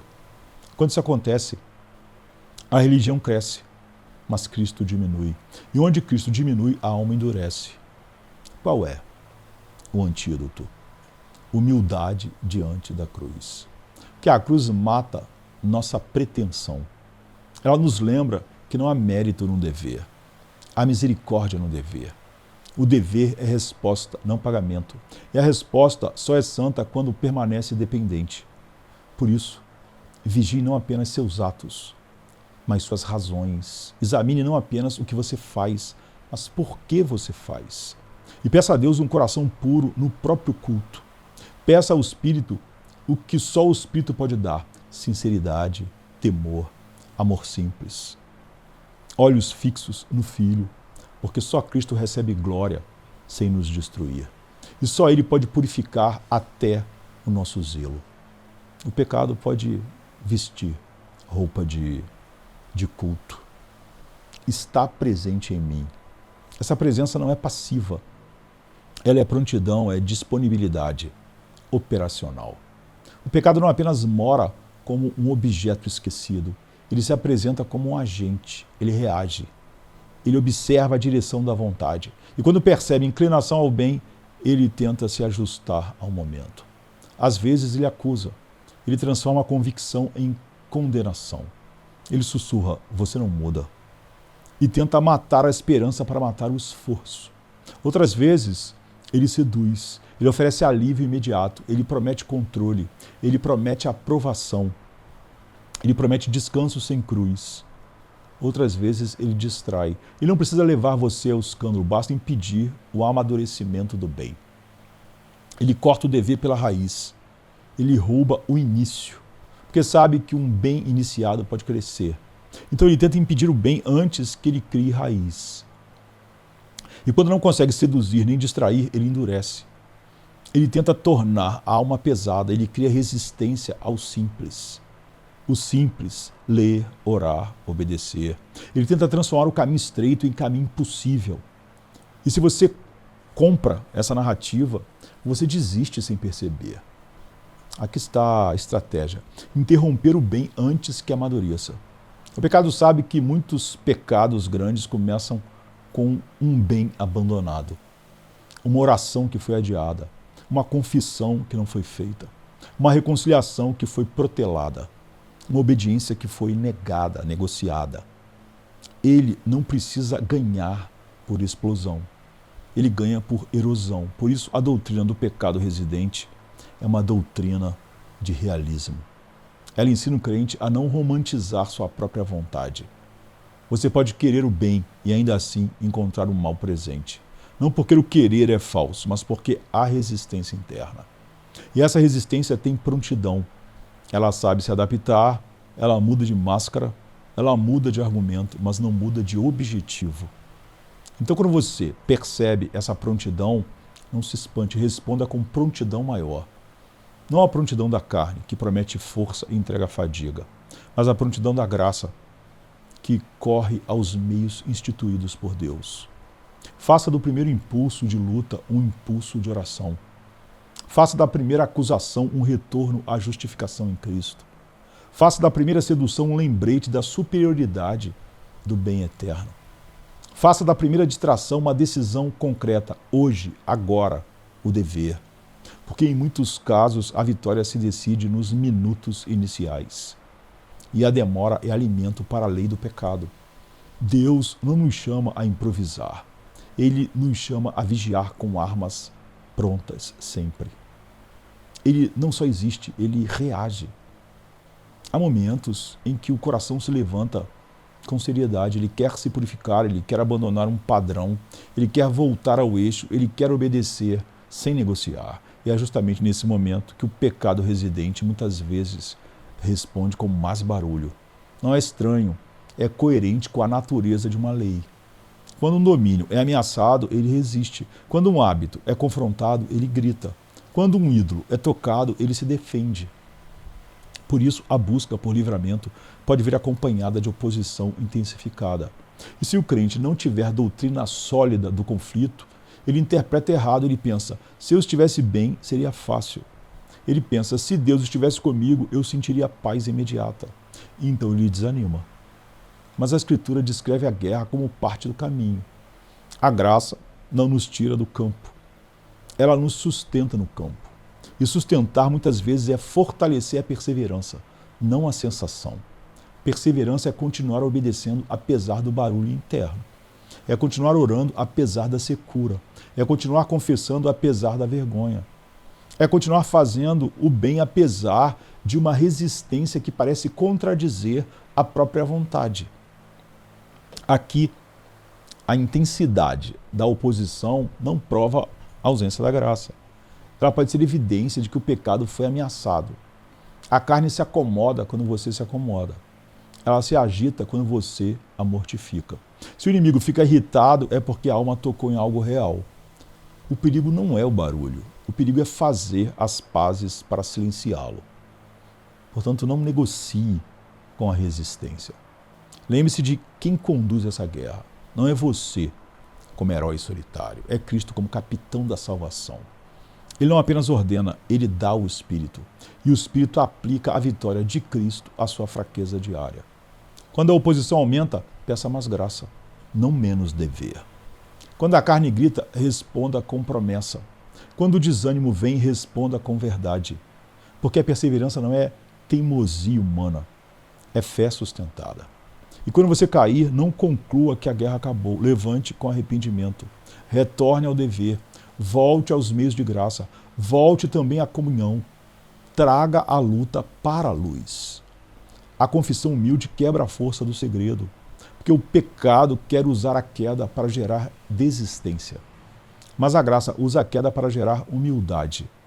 E humildade é combustível para a perseverança verdadeira. Então, a intensidade da oposição não prova ausência da graça, prova ameaça ao pecado. Uma das astúcias mais refinadas do pecado residente é esta. Ele mistura seu veneno nas coisas santas, como vimos.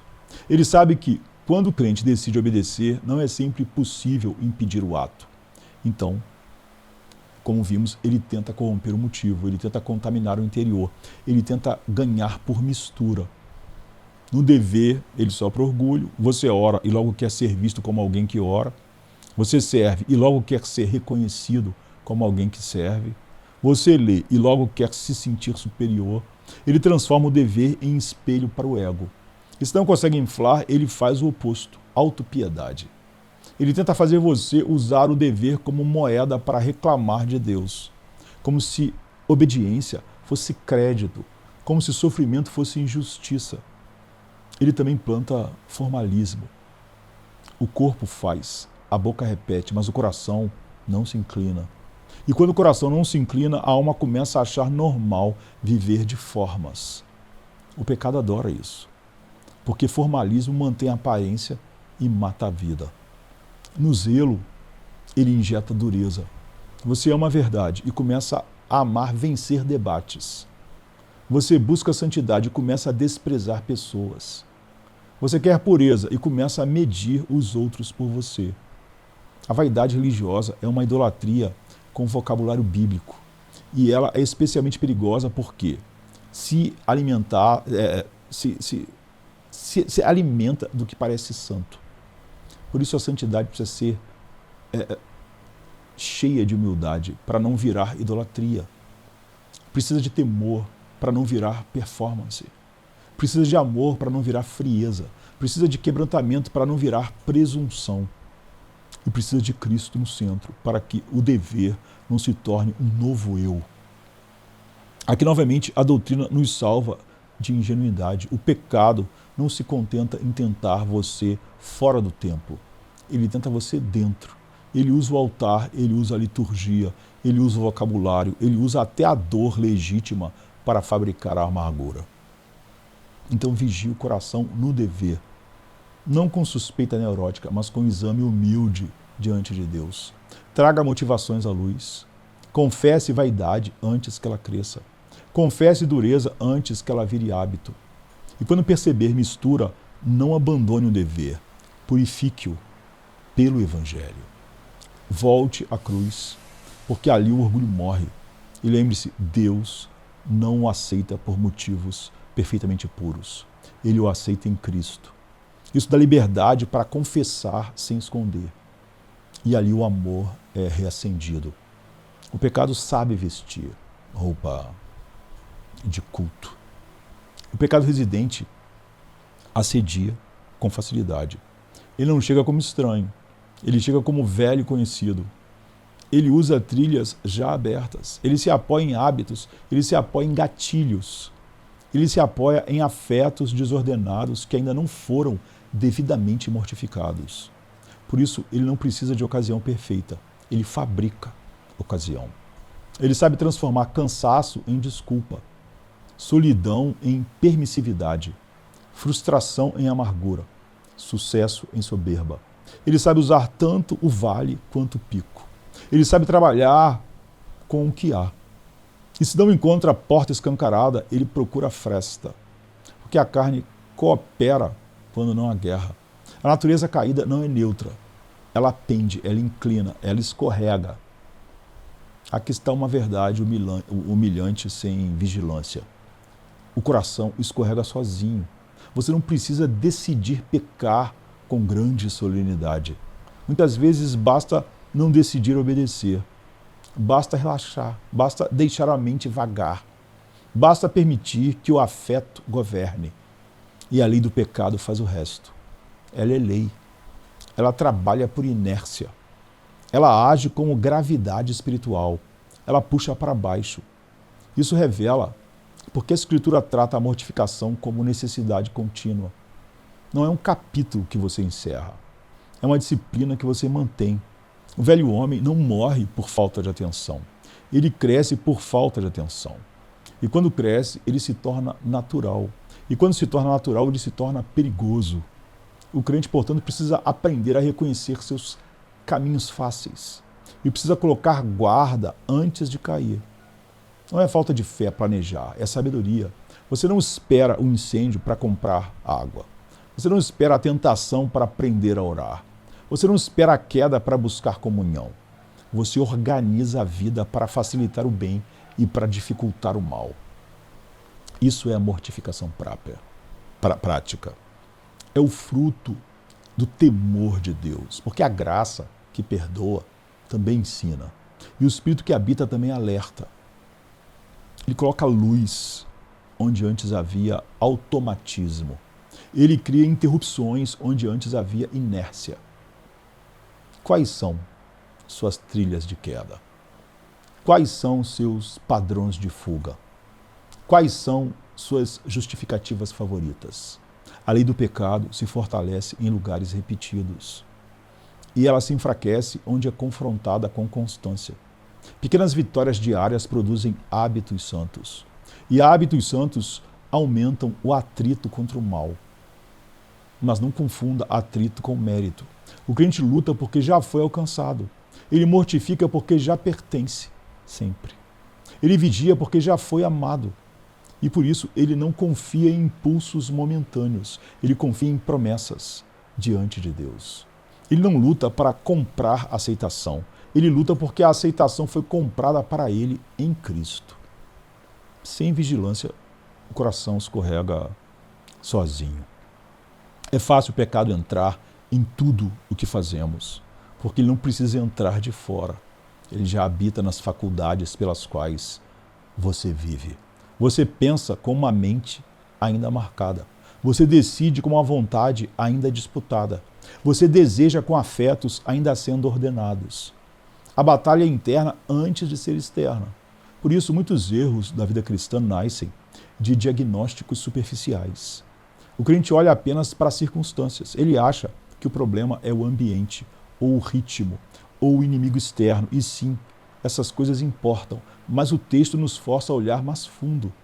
Há uma lei em nós, e essa lei tenta se anexar a qualquer movimento do coração.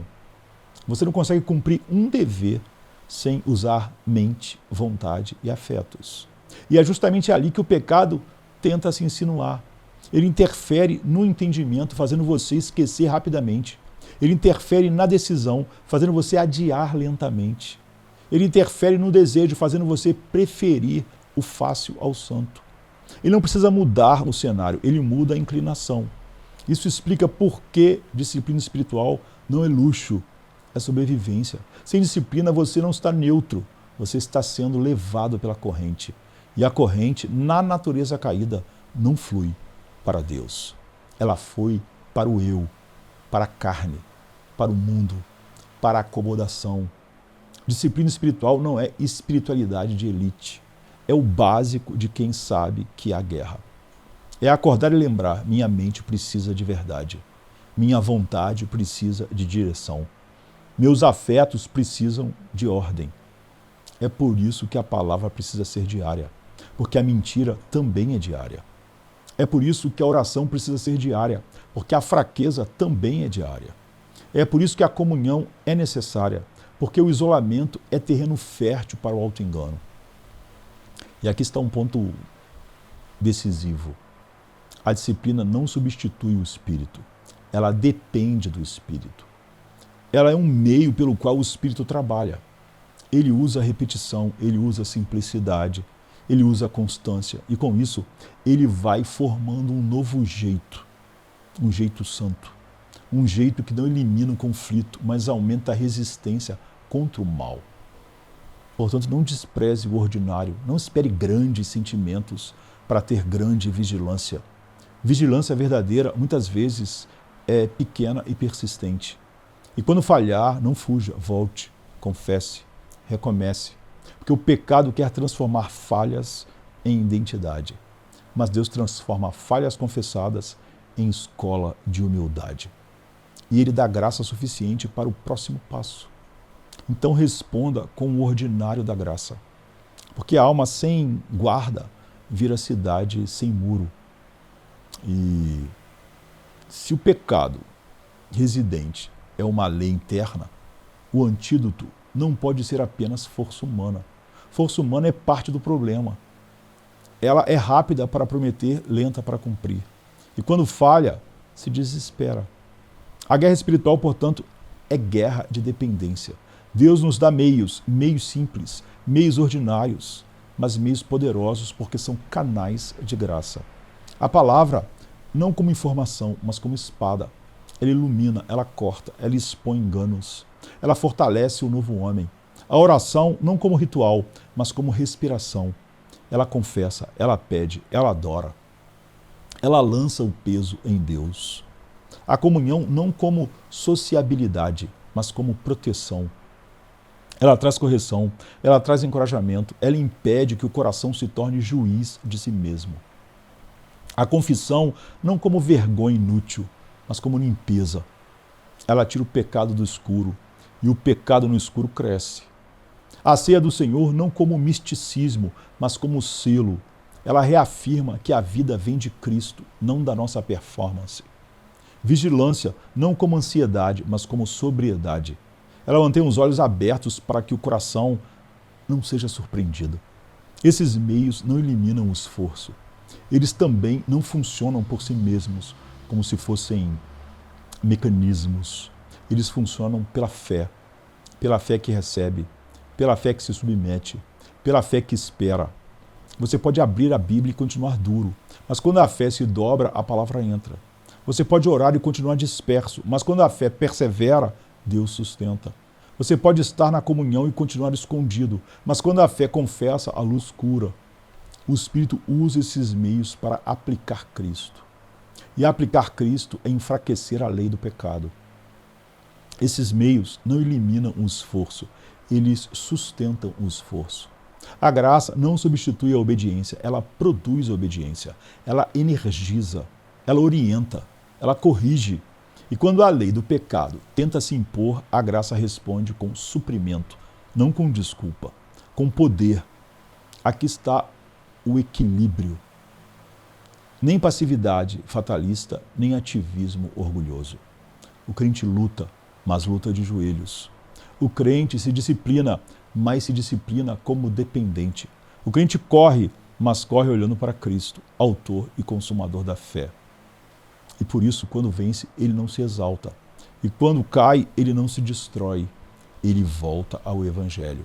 Ele volta aos meios. Ele volta ao Deus que preserva. Se você quer viver com sobriedade diante dessa lei do pecado, organize sua vida em torno desses meios. Não como amuletos, mas como encontros reais com Deus. Porque a vitória não é autossuficiência, é permanecer ligado à fonte. É auxílio do alto repetido, diário e fiel. A vitória não é autossuficiência, é auxílio do alto. Há um custo para ignorar a lei do pecado. E o custo não é apenas interno, ele se espalha. Pecado não tratado adoece a consciência. A consciência perde sensibilidade ou perde paz. Em um caso você fica duro, no outro você fica inquieto.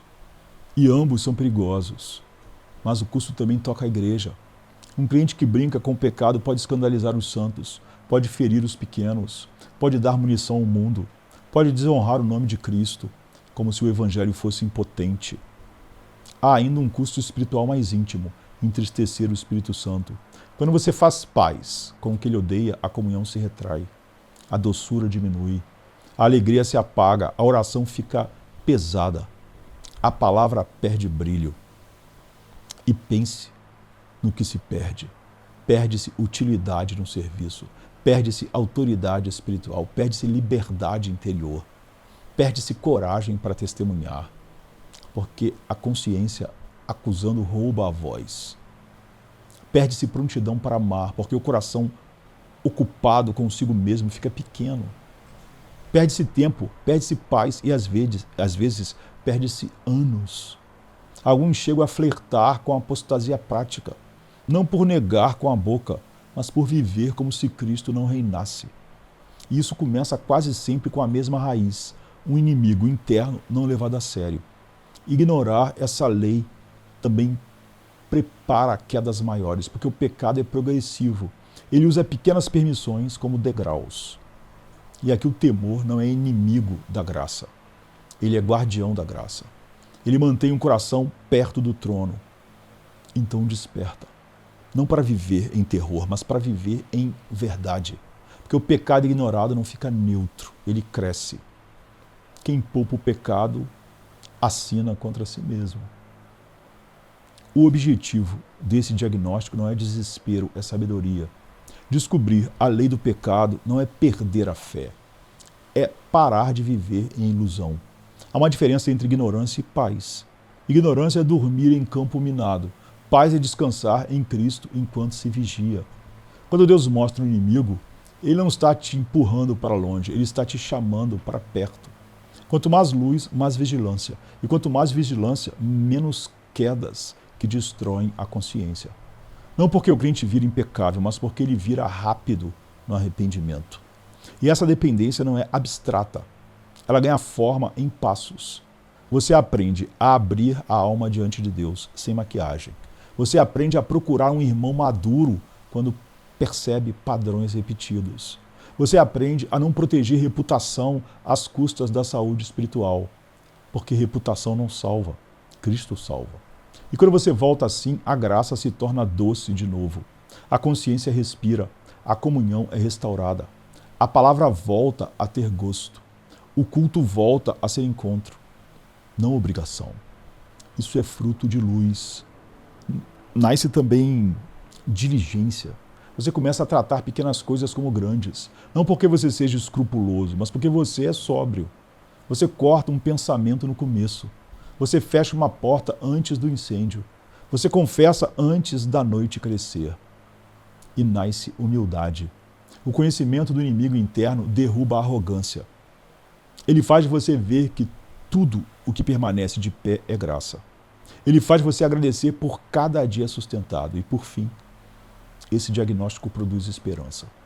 Porque se você conhece o inimigo, você se prepara, você vigia, você usa os meios e você aprende a dizer: eu pertenço a Cristo, eu posso lutar. O conhecimento do inimigo é combustível para a dependência. Agora, o chamado final é simples, e por ser simples, é total. Desperta, porque o inimigo está em ti. Mortificação diária, não como ato dramático, mas como prática constante. Cortar cedo o que alimenta o velho homem, negar cedo o que inflama desejos, recusar cedo o que parece pequeno. Mas essa exortação vem com esperança firme. O pecado residente é real, mas Cristo é mais real ainda. A lei do pecado opera com insistência, mas a lei do Espírito opera com poder superior. O pecado grita, a graça governa. A guerra continua. E você não deve se escandalizar com a tensão. Você deve aprender a viver com ela diante de Deus, com fé, com temor, com alegria sóbria. A santidade não é ausência de batalha, é batalha bem administrada. E o fim é certo. Não porque você é forte, mas porque Deus é fiel. Aquele que começou a boa obra completará. O pecado não terá a última palavra. Haverá dia sem luta. E esse despertar tem marcas visíveis. Você começa o dia pedindo guarda. Você termina o dia examinando o coração. Você mantém a palavra por perto como lâmpada. Você busca comunhão. Você confessa rápido. Você perdoa rápido. E quando a culpa tenta te prender, você responde com o evangelho.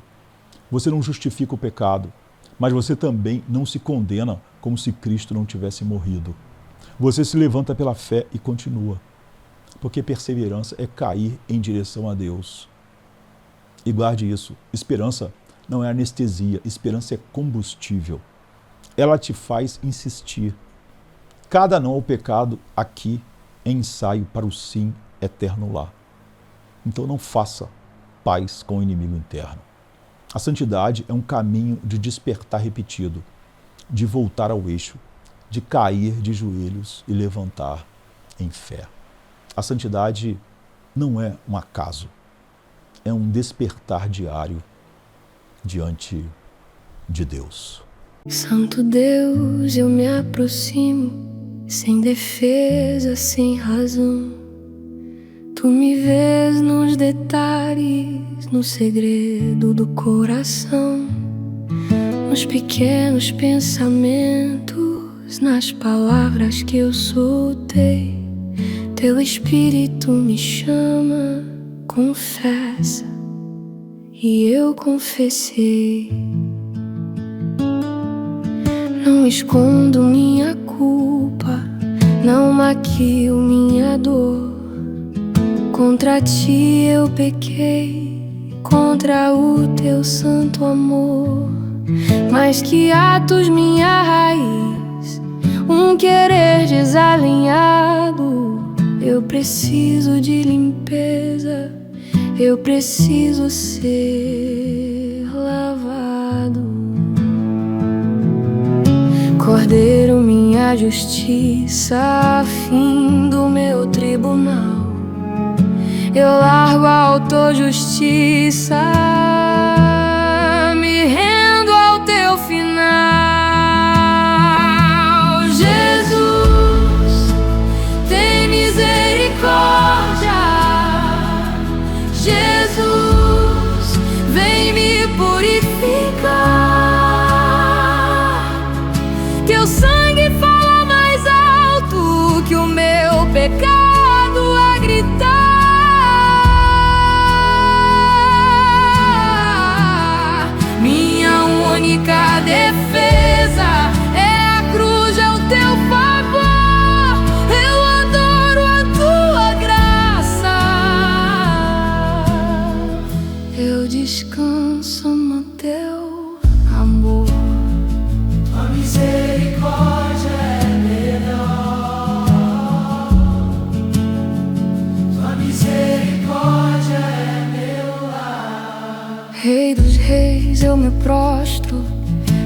és luz e eu sou pó. Quando eu tento ser neodomo, eu no terco em mim só. Autonomia é mentira, autossuficiência também. Tu és fonte, tu és vida, sem ti nada me sustém. Eu não venho com currículo, venho com mãos sem ter. Não confio no meu choro, nem o meu vou vencer. Eu confio na firmeza do teu pacto, ó Senhor. Tua aliança é selada no Cordeiro Redentor. Restaura minha alegria, tua salvação em mim. Sustenta-me com espírito pronto até o fim. Jesus, tem misericórdia. Jesus, vem me purificar. Teu sangue foi mais alto que o meu pecado a gritar.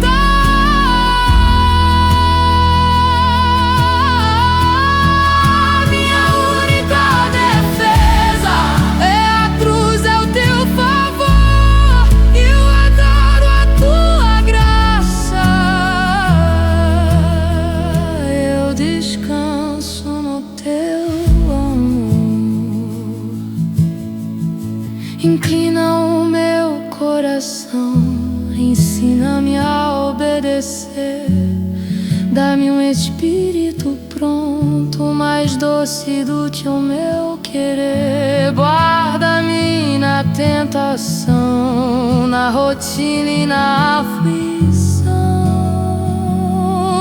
Tua graça me carrega.